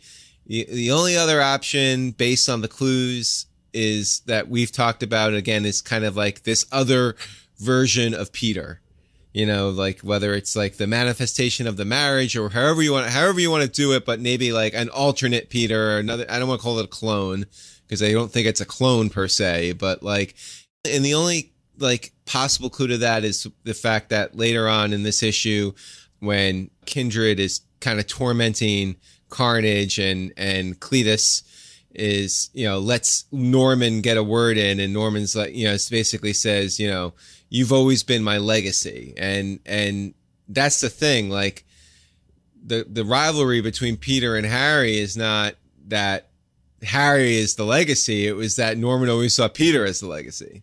I have another spin on that I want to talk about a little bit later, just as kind of like another out there theory. But I do think like, if I'm Nick Spencer and I'm looking at the best Spider-Man mysteries, I'm looking at Hobgoblin and how many giant red herrings like this did we get with the Hobgoblin? I mean, we got like a Flash Thompson is the Hobgoblin, until it inevitably went completely off the rails. But I don't know. I mean, like, I think you're right. Like, it seems so patently obvious that it's Harry, but like, it's just so obvious. I mean, at the same time, this is the guy that like teased us about the Kraven reveal, which was so obvious, but this is so much bigger than that. It seems like a real waste to give us so many clues and then not have the reveal in the same issue. Like, are we going to come back to this in 6 months having already figured this out?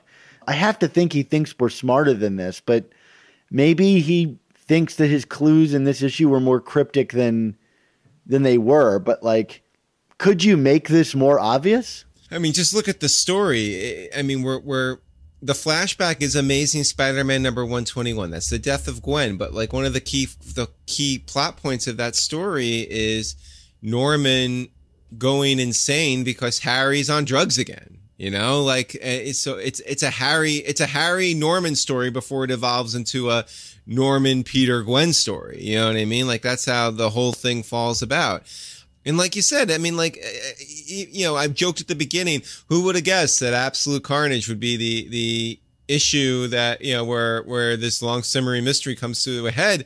But the fact of the matter is, like, given what has happened with the Carnage character and his merging with Norman over the last couple of years, it makes perfect sense if this is who your Kindred is. You know what I mean? Like, it's all related. Like, this is obviously, if you're going to bring Norman back, and your other secret villain is Harry, then that makes sense, right? I mean, why else are we doing this now?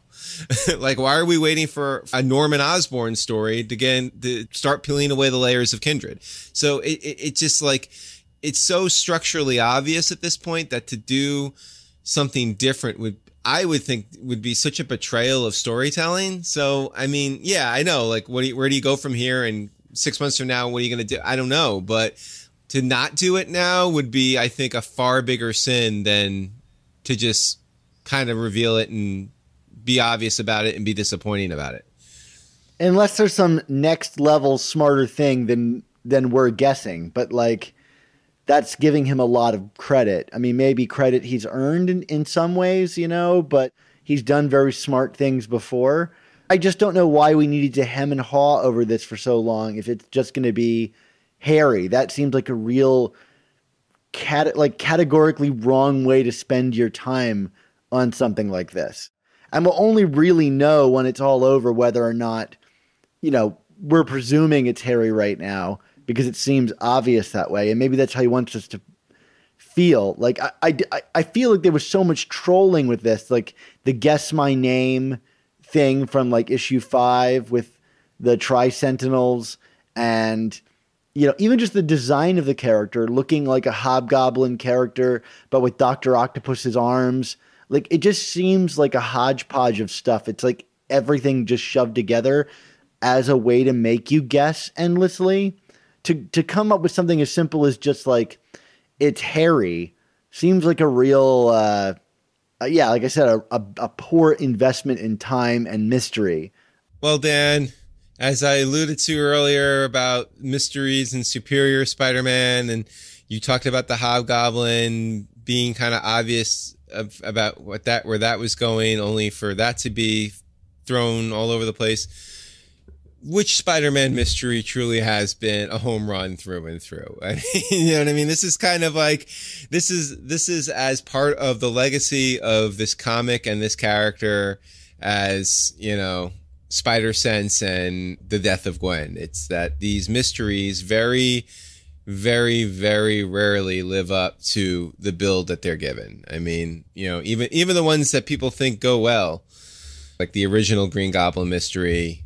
I mean, who the heck was Norman Osborn when he was revealed in issue 39, right? I mean, I just don't want to be so cynical on the other end of us having this great episode last time where we were doing all this hypothesizing. Like, does this just kill that for you? Are you just so sold you're like, I'm done guessing on other things? Because even I'm just second guessing myself. I'm already coming up with other theories, and I'm like, am I just wasting my time? I mean, the answer is yes, clearly. No, I don't want to ever tell anyone they're wasting their time and having fun in a hobby that is meant to be fun. I feel like at this point, I got to look at the evidence that's in front of me. And I would just say, to look at other directions, you really have to be reaching. Like, we got to, I mean, like, let's get some more evidence. You know what I mean? Like we were able to do what we did last episode because we got just enough where we could have speculated, but now like we're getting so much that's pointing in this one specific direction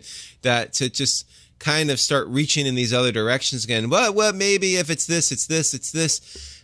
I just feel like you're digging deep, like, next issue we see Kindred and Harry standing side by side saying, who the hell are you to each other? Then, okay, let's start all over again. You know what I mean? But for now, I think we just got to take it at face value.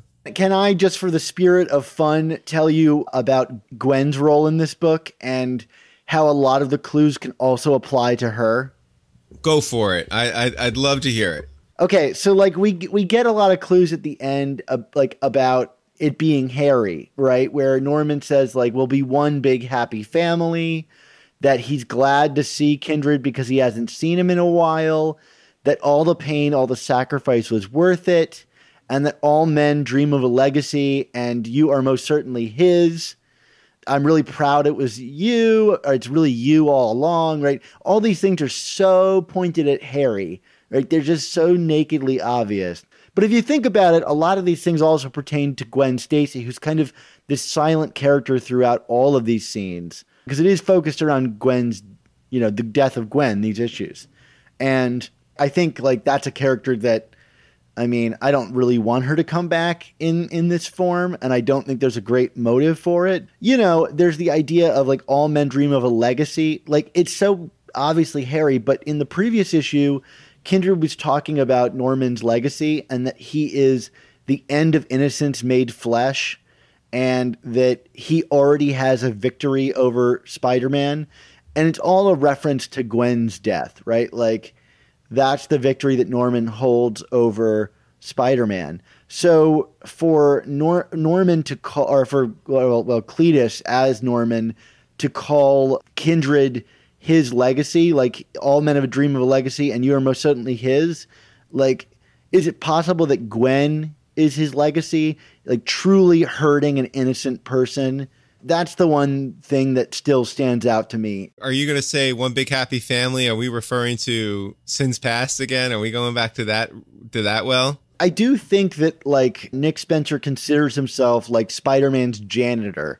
You know, he has kind of like gone after some stories that like really are hot button stuff to kind of, and corrective things. Like we've talked about his kind of corrective mode on this. And, you know, there are so many things still left to square off. Like, I mean, if I had made a list, it would like begin with like Peter and Mary Jane's child, or like, is Sins Past actually canon?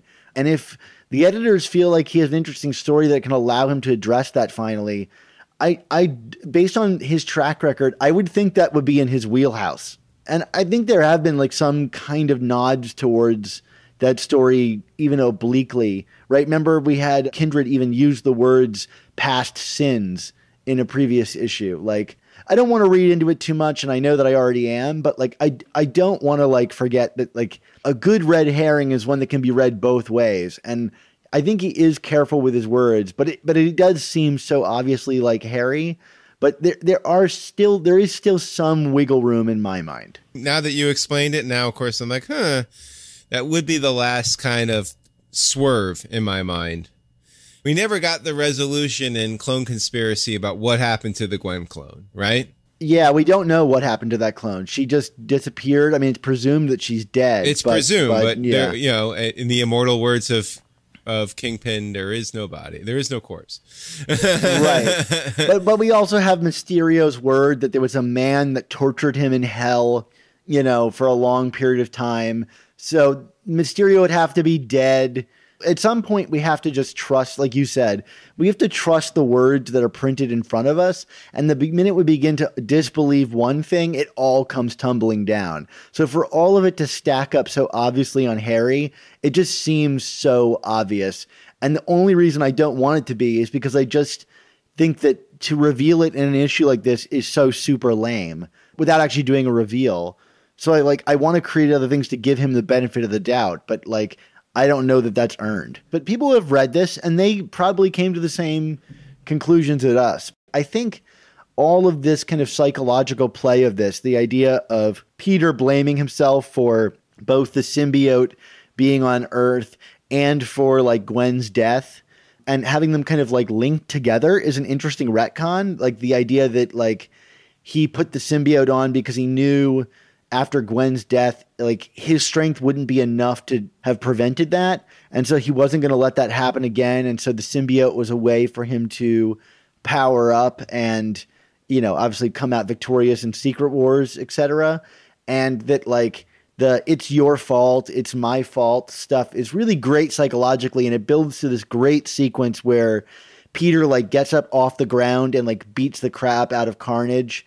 And with several like great allusions to Spider-Man comics in the past, like there's the Amazing Spider-Man 316 cover that's reversed in this issue where it's Spider-Man standing over Carnage instead of Venom standing over Spider-Man on the cover. It's like, I thought that was really clever. And this is like one of those classically like Ditko and like Amazing Spider-Man 33 type constructions where it's the like Peter slowly picking himself up and beating off an unbeatable foe. And I thought it was handled excellently here. There's a lot of great play in terms of visually and story wise. And I did find the symbiote connection to be a little odd. You know, go back and reread Secret Wars and it's just so much more benign and naive than that. And I don't know, like but then again, not trying to overread into it, but like trying to get into Peter's brain, I could see over time, and especially in the context of something like a catastrophe, like what they're dealing with in Absolute Carnage, him finding a way to take something otherwise innocuous and turning this into this really like big betrayal on his part because, you know, he was trying to take a shortcut. But like, you know, in the comics, if you go back to the source material, it's not that. It's never been, you know, like it's always just like, oh, my suit's trash. What should I do? Oh, look at this black goo. Maybe that'll help. You know what I mean? Like it's not, it's not like I'm weak and I need this, you know, like to go there. I guess you're taking the leap that Peter is just, his guilt is so neurotic that it would manifest like that for him in retrospect, which is kind of, I mean, I don't know, not a huge leap, but a bit of a leap in my opinion. I just like that, like in a moment, like over the years, Peter begins to kind of like, and I don't know if this is suggested by the text, but like that Peter is kind of looking back on his life and creating his own narrative for his own weakness, which is like something that Peter does. You know what I mean? He will find a way to feel guilty about most anything. And I just thought it was a nice moment of him kind of putting that guilt aside and saying like, well, you know, I will fight back. Just to, you know, preface that too. I like the bit with Kindred putting the centipede in Norman's ear to prevent him from killing Spider-Man so as to like preserve the kill for Norman Osborn. I thought it was like a really interesting beat. And, you know, you always get those moments where it's like Spider-Man's like going to be defeated at the end of the previous issue by Carnage. And realistically, there's no way out for him there. Like Carnage would eviscerate him in a second. Felt like a cheat that wasn't really a cheat. Like I bought this. I thought it was kind of a neat way to see Kindred actually interacting with Spider-Man's world in a physical way more than he kind of typically does. And it was kind of neat. Beyond the clues and stuff like that, I liked a lot of the interaction between Kindred and Norman Carnage or Norman Cletus, whatever you want to call him. I mean, like, you know, there's this great conversation where Kindred is saying, you know, basically like, why do you hate Peter so much? I don't get it. You know what I mean? Like, what is it? Is it just about the costume roles that you play? And like, to me, that's a really insightful question to be asked of Norman Osborn, because, you know, just like I alluded to earlier in the episode, you know, when these characters are first introduced, there's no context for any of this. It's, you know, like Norman is just this kind of, you know, cranky little offbeat industrialist that intersects Peter's world because he happens to go to school with his son. But like, you know, like this visceral hatred to carry on this blood feud that has evolved. And, you know, obviously it's been born out of the stories themselves. I mean, once you have a story like Death of, you know, the night Gwen Stacy died, I mean, anything is possible from there in terms of these two characters. But in general, it's like, yeah, why does he hate them so much? What did Peter really ever do to Norman? I'm still swirling around, like, you know, that motivation and also the kind of like repeated imagery we see here again of the four friends closest to him that have been kind of hurt by Norman and just the, like, you know, we get the portraits of Gwen and Harry and Flash and Mary Jane, you know, to varying degrees hurt by Norman and the loss that Peter feels associated with them. And, you know, I went back and reread some of the issues from this era, like not like I haven't read The Death of Gwen Stacy a million times. I was thinking, and maybe you can help clarify this for me, like there's this kind of weird moment in Amazing Spider-Man number 118 where Gwen and Harry and MJ are kind of out campaigning for the kind of crooked Raleigh who's running for office. There's no real moment where we understand why Harry Osborn takes LSD again in Amazing Spider-Man 121. I mean, he had been clean, right? And he just kind of relapses. And there's a bit of like an anger behind him doing it, right? Like it seems to have been something he's done out of some kind of anger, but he's never acting that way. And I found this moment in Amazing Spider-Man 118 where it's like the only moment before Amazing Spider-Man 121 where Harry seems upset about something and doesn't say it. And it's when Peter comes back and kisses Gwen in front of him. And Mary Jane kind of like scolds him for like being upset that his roommate is not hanging around, that he's spending time with Gwen. And it made me wonder, like, what would be Harry's motives for being this upset about Peter, you know, in regards to revisiting things like this specific era that we've got in the past two issues. Like, for you, what was ever Harry's motives for taking LSD the second time? I kind of saw it as just as a setup to get to 121, to be honest with you.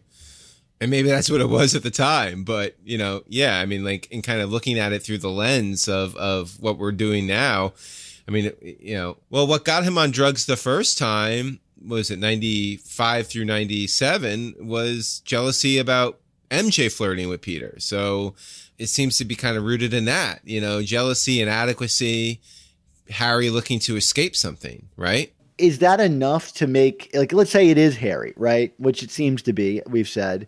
Is that enough for him to be this certain, like, you know, talking to his father and saying, well, why do you hate Peter? Like, my reason is, like, lock solid. Like, he's basically saying, like, I have a really good reason to hate Peter. And it's like, are we basing this whole thing on some kind of outdated jealousy that, like, we've all moved past ages ago? Like, is that enough to hang our hats on? It's Harry's recognition that Peter being Peter has basically destroyed all of his innocence. You know what I mean? Like, you know, whether it be getting him hooked on drugs because of his jealousy, or, you know, having the love of his father, or seeing his friends die because of their connections to Spider-Man, or, you know, and worrying about MJ, who at this point is, next to Peter, the last survivor of this group. Here it seems like Harry gets that love from his father, right? Like, if it is Harry, in turning himself into a monster, he's finally achieved his father's legacy and love in some weird, twisted sort of way. Did Harry ever have the opportunity to do this in Norman's presence to this degree? But I guess American Son would have been it, right? It seems strange to me to be revisiting these topics so soon after Harry redeemed himself in the Red Goblin story. Like, if it is real Harry or, like, previously erased Harry, like, going right back to this well, like, a year later seems like kind of a quick turnaround. But, I mean, it seems to be the way we're going here. Harry's motivations go further than jealousy. Let's look at the words on the page and the scenes that were chosen, which I'm sure were chosen with intent. This idea of Norman going to Peter in 121 saying it's your fault. In essence, I feel like if this is indeed Harry, or just Kindred in general, like, this is Kindred saying to Peter, this is all your fault. And by all, I think it's everything. Like, you know, like, you being Spider-Man, you being Peter Parker have wrought this upon us. And, you know, like, we're going back to these flashbacks of our youth, of our innocence, and Gwen is dead, and now Flash is dead, and MJ is the last vestige of this, and, you know, and Harry is a drug addict and a screw up, and, you know, always in fear of his father. Right, and that would make sense why Kindred is, like, keen on protecting her in some weird way. Well, there you go, guys. I guess it's Harry. Mark, do you want to do a grade for this thing? Because, like, I don't know if we talked enough about, like, how great I felt like this issue was constructed, but, like, as disappointed as I am in, like, this seeming this was a cool to be comic. Yeah. It was. For a non-reveal reveal, which I found disappointing, this was a really cool comic. I'm not going to hold what I'm suspecting the reveal to be against it. I'm giving this an A-. I liked it again. I think it was just as good as the last issue. It's an A- to me, and I'm like, it could really hold that position if this is a red herring, like a smart red herring. I'll think this issue was even cleverer. I have to adore a well-constructed comic while also kind of saying, like, God, I just, you know, this is a weird way to tip your hat. Like, this isn't a tip of a hat. This is a waving of a flag. It's well constructed. It's interesting in how it's constructed. Great use of an event tie-in. I mean, like, my goodness, if all Spider-Man tie-ins could be this good. I mean, like, here's the thing. Like, this issue is an A+ issue. If the end of the issue, Kindred walks away from Norman, pulls his face off, and it's Harry. Like, to me, if that's where we're going, that should have happened here. But that's why it's A-. All right, cool. Well, hey, Mark, this was a lot of fun talking to you about this. Absolutely, everyone. And thanks again for all you joining us. And as always, if you have your own theories or speculation, you know, come hit us up and talk to us about it. I love how certain you are about this. Like, that makes me feel, like, kind of better. Although your Gwen theory has got me thinking, but I think we got to just take it on face value here at this point. No, I think you're right. All right. Hey, well, thanks again. We hope you guys enjoyed that review, because now we've got something extra special for you. After we recorded that last review, some new information came to us through our Spider Slack about the identity of Kindred. So we had to record an immediate podcast to discuss it. This is that recording from back when these issues were originally released, and we think you're going to really dig it. So cue the Kindred alarm. Here it is.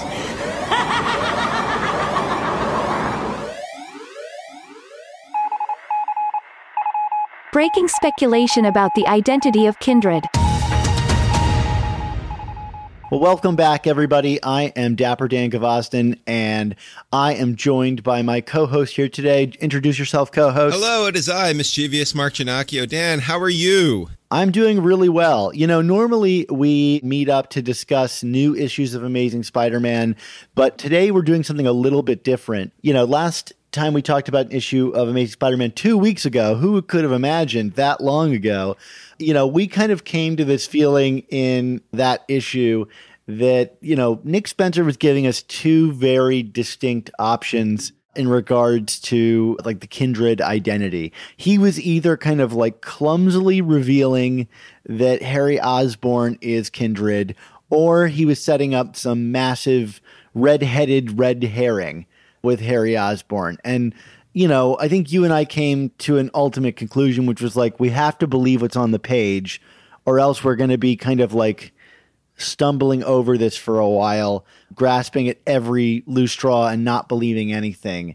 And as much as I was like kind of like remiss to go with that because I like speculating, I ultimately had to agree with you. Is that fair to where we kind of landed? That's astute. It's not that I don't want to guess and play these games, but like at some point you kind of have to take the evidence that's being put forward and guess off of that and not invent your own evidence, I guess, is kind of where I'm coming from.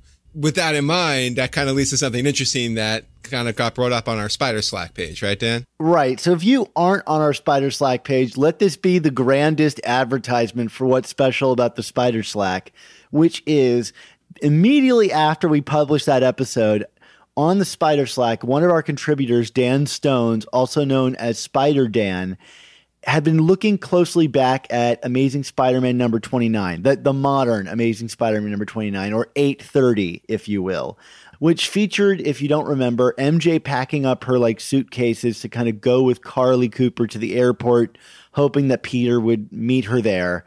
Which, as I'm saying, it is actually even more curious that this whole airport thing is kind of resurfacing. And the issue ended with Peter with this engagement ring, kind of kicking off new speculation about, oh my gosh, are we really going down this road again? But what Dan noticed was that if you looked inside of MJ's suitcase, every time we saw her clothing, the only items of clothing that we see are white and purple, the same colors as Kindred, the purple jacket and the bandages. And then he noticed throughout the issue and several previous issues, everything in MJ's apartment is also purple. She's got a purple couch, purple drapes. She's even wearing a bunch of outfits throughout the comics that are purple. And so that got us all kind of buzzing. Like, is it MJ? I don't think so, right? Because Kindred is kind of operating as if MJ is someone else. But it is very curious to see that color scheme applied to MJ, deliberate or not. I think most of these things are deliberate, but you know, you never know what a colorist brings to how they're going to distinguish different characters in different scenes. So let's just react to that discovery first, Mark. When we saw this, how did you respond to that? Because I sent that to you first. To me, the most striking thing is indeed the visual of like the clothes kind of coming out of the suitcase. On very first blush, yeah, it looks like it's like Kindred's, what would you call it, a tunic that he wears or it wears. It looks like the costume kind of just shoved in there. Like, to me, that's too on the nose to not actually mean something. But what does it mean? I mean, like I you know, even though in that episode that we did a few weeks ago, Dan, where we were kind of like rolling through all four characters or suspects, if you will, like we were talking about Flash, we were talking about MJ, we were talking about Gwen, we were talking about Peter, we were talking about Harry. I do find it hard to believe that Kindred could be Mary Jane, like current 616 version of Mary Jane. That to me, that would be a really bad reveal. I don't disagree. I mean, I think there are a few things going for that camp. There's the whole bit of like Peter saying, you know, oh, this is all very unreal. I'm having a hard time believing that we're back together again. Like, we've been skeptical of that. If you read any articles with the creative team or the editors on this book about the Nick Spencer run, they've all been teasing that Nick has like some big surprise, you know, waiting in store for the MJ thing, like that it's all going somewhere. And like, yeah, I don't know that I feel like MJ is like dressing up as this monster at night and doing this. Like, to me, that would be kind of a betrayal of the character. And I don't think it makes sense given that like the lookups is a thing, like is a character that's trying to heal a relationship with Peter going to a help group in issues. That doesn't square for me.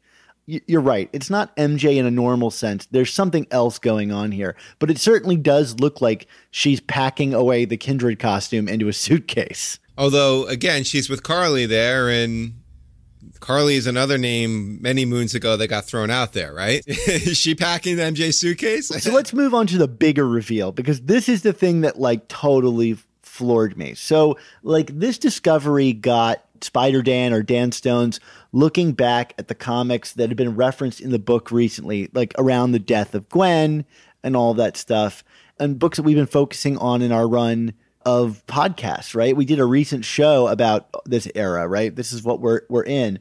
And he came to read Amazing Spider-Man 143, which is famous for what reason, Mark? The first kiss, if you will, or at least the first big kiss between Peter and MJ at the airport, of course. Jerry Conway, Ross Andrew issue.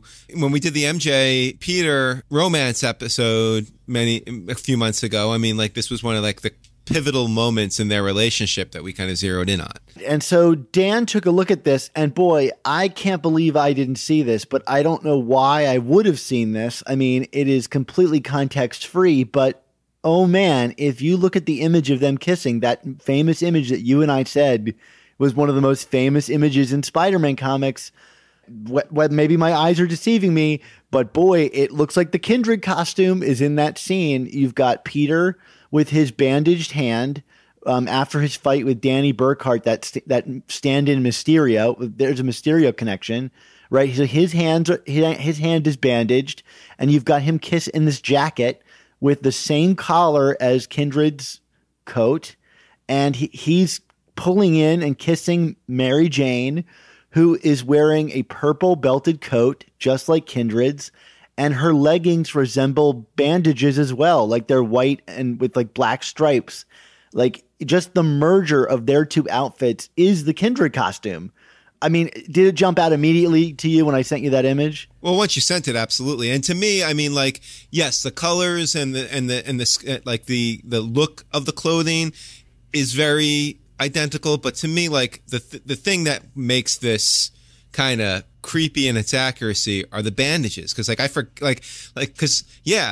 looking at that image, I'm like, wait, why the hell are Peter's hands bandaged? And like you brought up, and like not only are they bandaged from a fight, like they're bandaged from a fight with Mysterio. You know what I mean? Like who has been like this other character in this whole drama right now. Granted, it's Quentin Beck and not Danny Burkhart, but like the point is, like, this feels like too much to be a cosmic coincidence. I mean, like the bandages is what ultimately sells it to me. And like you've talked about in past episodes, Dan, when we've speculated like how like Kindred with his bandaged hands has made like the thwip motion with his hands. So yeah, like this looks like Kindred. So what? We're Kindred is Peter and Mary Jane from issue 143? Like, where is this going? That's the thing that's going to be interesting to kind of square. I mean, like, first off, let's just say, do we think this is 100% something? Like, is this a real thing?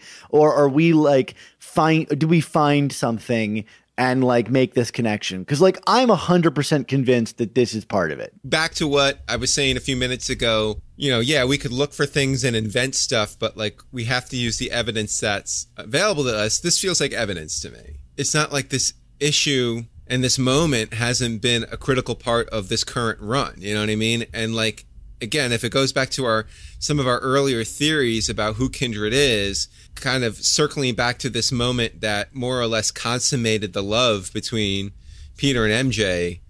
And again, Kindred didn't start appearing until Peter and MJ started dating again. So there's a lot that you can't ignore. I just think when the whole thing comes down to it, this moment will be a part of it. It's too much of a coincidence to not be a thing. Like whether it was used for designing it, the character's outfit, or something, like as a kind of clever way of invoking the Peter MJ relationship. Like, I'm not saying Kindred was born this minute, but like I think there's definitely something that was involved creatively with this moment here. That's not even to say like I was alluding to earlier, is the Amazing Spider-Man 29, as we mentioned in that very review of that episode, is another one of those Peter and MJ at the airport thing. Like it may not have like a flashback like to the like Amazing Spider-Man 121, but it might as well have a flashback to 143. In your opinion, what is Kindred? Because it's not like I said, it's not actually Peter and MJ from 143, but it's something kind of more intangible than that, right? I think so. I mean, I think it's one of two things that I'm leaning towards now. I don't think that it's Harry Osborn. I mean, maybe there's an aspect of Harry Osborn that's tied into this, but I just don't think that that's what it is. I think, like I said earlier, he's a red-headed red herring. I think there's two avenues you can go down for this. It's either the like some weird metaphysical avenue, which we've been discussing on the show for months now, or I guess a year now since I first guessed it, which is that it's like some amalgamation of the spider marriage that was taken in the One More Day deal that is kind of like personified and coming after them. And I still feel very strongly in that camp. I started really thinking about this, and I've heard a lot of people say this on the internet, like, oh, maybe it's the spider child, that was stolen away, back in the end of the Clone Saga, like, Peter and Mary Jane's baby. And I just thought, they're not going to do that because it's been such a, it was forgotten for a reason. And I can't see an editorial team being like, let's dredge that up again. It just doesn't seem like something you'd want to do. But could it be the child from One More Day that shows up? I think it could be. The only reason that I'm introducing this like back into my mind now is that there is an Osborn connection to this. And there's the idea, right? The whole like Osborn is innocent, the death of innocence made flesh. And like, if Osborn's greatest victory isn't Gwen, in fact, the next biggest, thing that he probably did to Spider-Man was steal his child, living, dead, whatever that thing is. And that Peter and Mary Jane have never mentioned this person ever again would give them good reason to hate Peter, right? Like would give like of course this thing would hate Peter for never thinking of it, or for longing for Gwen over his own child, or giving up the memory of the child in the One More Day deal. Like, I think there's a way to incorporate the child element into this if that's where they're going. But I still think the stronger story to tell is one of the marriage as like a villain, because it seems like all roads are pointing towards that. We've not gotten imagery invoking children or anything like that. Maybe the ring around the rosy is a kind of allusion to childish rhymes that or something like that, but I don't really know. In defense of it being the child, which I get why you're leaning against it, but like this is like a part of Spider history that doesn't get brought up anymore. But it's also like it's never been definitively retconned, correct? No, I don't think we've ever dealt with it again after it happened. Like, basically pretending it never happened is not the same as retroactively wiping it out from you know what I mean? So if it hasn't been retconned, it's fair game that it still exists. I mean, it's in the same vein as, and I hate to say this, but of Sins Past, you know what I mean? Like it's that has not been effectively retconned either. I'm not actually suggesting we're going back to Sins Past here too. The reason why it's never been brought up again is because I think a lot of creators just don't want to touch it. You know what I mean? They're like, what do we do about this idea that they had this kid and the kid and like even the way it's addressed in One More Day with the child, like I feel like I've always been like, wait, is this the child that Osborn killed? Or is this something else? You know, like they kind of like make it sound like, oh, this is a child you'll never have because you're giving this marriage up. But it's like, but it's just very strange to me. And that's such a strange era of comics, the 90s when this all happened. And yet, like, we've been revisiting them, that era with aplomb. You know what I mean? Like, I mean, Ben Reilly's back. Like, it's not taboo anymore to be talking about these comics. So, like, if Nick Spencer went to Marvel and was like, no, I want to do something with the child. Like, who's to say no? If he's got an idea to do it, like, you know, it's like Dan Slott wanted to finally bring back Ben Reilly and he didn't get rejected. I mean, you know, like who's to say no? It hasn't been written out, you know, like what's his way of bringing it in? This is certainly a way to bring it back. And it would certainly be more tangible than, say, you know, this amalgamation of this marriage that's been like kind of like demonic or whatever. You know what I mean? Like what is it? Like how is a love or a marriage become physical flesh the way Kindred seems to be? I don't know, but what I do know is I think that this clue that's been discovered, like, it supports, I think, the avenue that you and I have been looking at the whole time, which is this is not to do with anything around Peter and MJ. It is about Peter and MJ Kindred. Like, he whatever came back because they were starting to get back together again. Like, I really think that, like, all of our guesses need to be squarely planted in this has something to do with Peter and MJ, right? I mean, because the story is headed that way too. And now we're getting, you know, solicitations, like the solicits we got for December, that are suggesting that there's a big Kindred story coming up, which I imagine is going to be the reveal of who Kindred is. I can't imagine we're going to have another big Kindred story that's not the reveal at this point. Although I've been wrong before. I thought issue 25 was going to be it. Well, they revealed his or her name, Dan. So. Yeah, and that helped us out so much. But I mean, yeah, Kindred, right? I mean, it's right there. You know, it's right there in the name. I mean, the other thing worth noting, too, is, I mean, hypothetically, if it is the child of Peter and MJ, you know, as has been established in, like, the Spider-Girl series and stuff like that, this character in all likelihood has powers, right? And Kindred clearly has powers. I mean, because that's the other thing that's never sat right with me with Harry being Kindred. Because it's like, I mean, I know Harry has taken the Goblin serum to become the Goblin, but he doesn't have supernatural type powers. You know what I mean? Whereas, and like some of those poses of like Kindred jumping into the scene, you know, are also very Spider-Man-esque.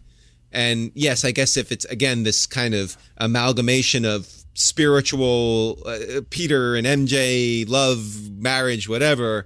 I mean, I think that's part of the issue too, Dan, is like, I'm trying to describe this to you and I can't just say it's this, you know what I mean? Like, but I could say it's the child, you know what I mean? And like, at the end of the day, I feel like, for it to be an effective reveal, it does have to be, I take the mask off and it's who? You know what I mean? Like, yeah, well, that's what I'm pushing back against a little bit. I mean, like, look, if it's the child, I'm very interested to hear the explanation of what went on there, you know, but I think no matter who it is, there's an explanation that's going to go on there.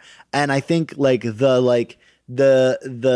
wow of the mask getting pulled off, like, I mean, if we see the mask get pulled off, and it's the child, I mean, are we going to recognize it? We're not. You know, like, oh, it looks kind of like Peter and MJ, I guess, or it's like May Parker or something. Like, it won't have that punch. Whoever it is under the mask, like, is going to need a massive explanation for what it is, you know, like, regardless, unless it's Harry Osborn. And even if it is Harry Osborn, like, the powers thing doesn't bother me so much because I imagine these powers are hell-born, whatever they are. It's the demo goblin thing. It's the, like, I went to hell and gained these powers in hell.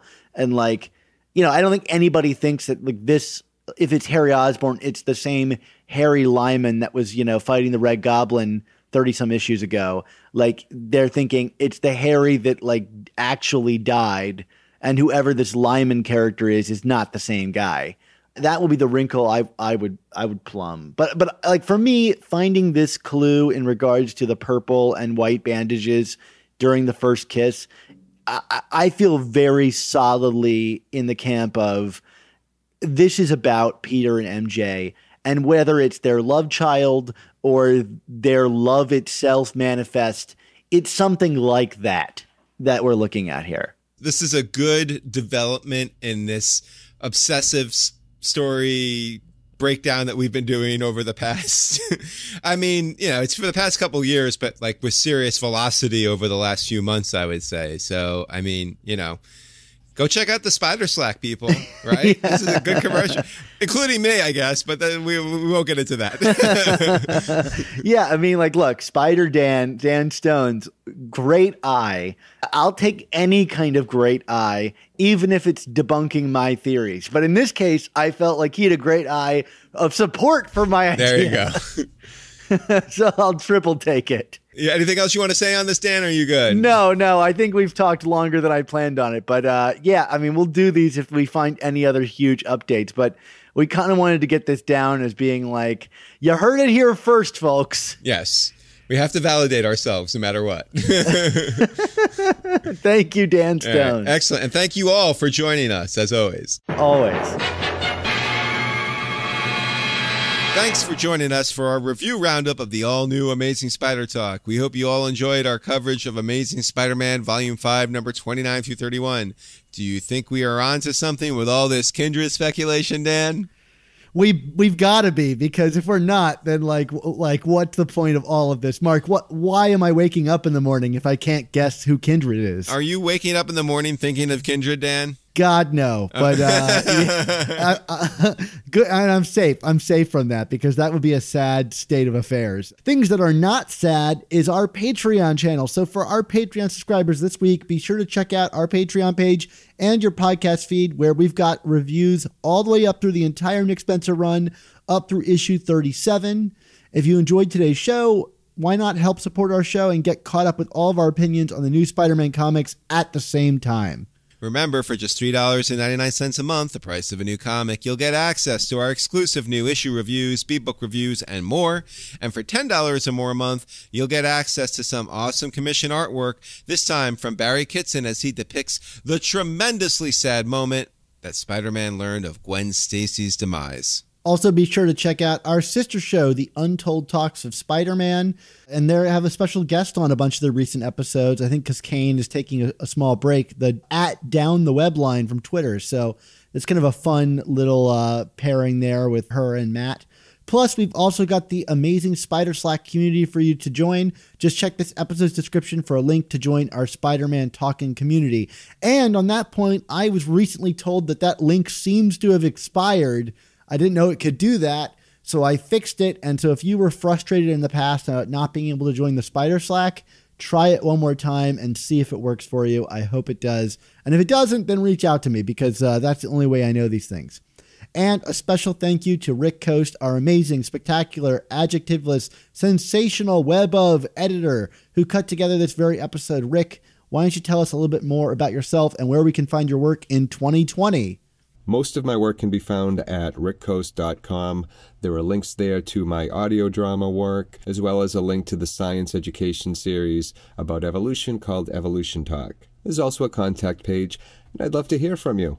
Take care, everybody. Awesome. Thanks again, Rick. Mark, where can we find you online this week? Well, you can always find me on Twitter at ChasingASMblog. And while this is not online, you can find the book I wrote online, which is 100 Things Spider-Man Fans Should Know and Do Before They Die. I saw a bunch of you on Instagram message me saying that you got copies around the holidays. Thank you so much for your support. That really means a lot to me.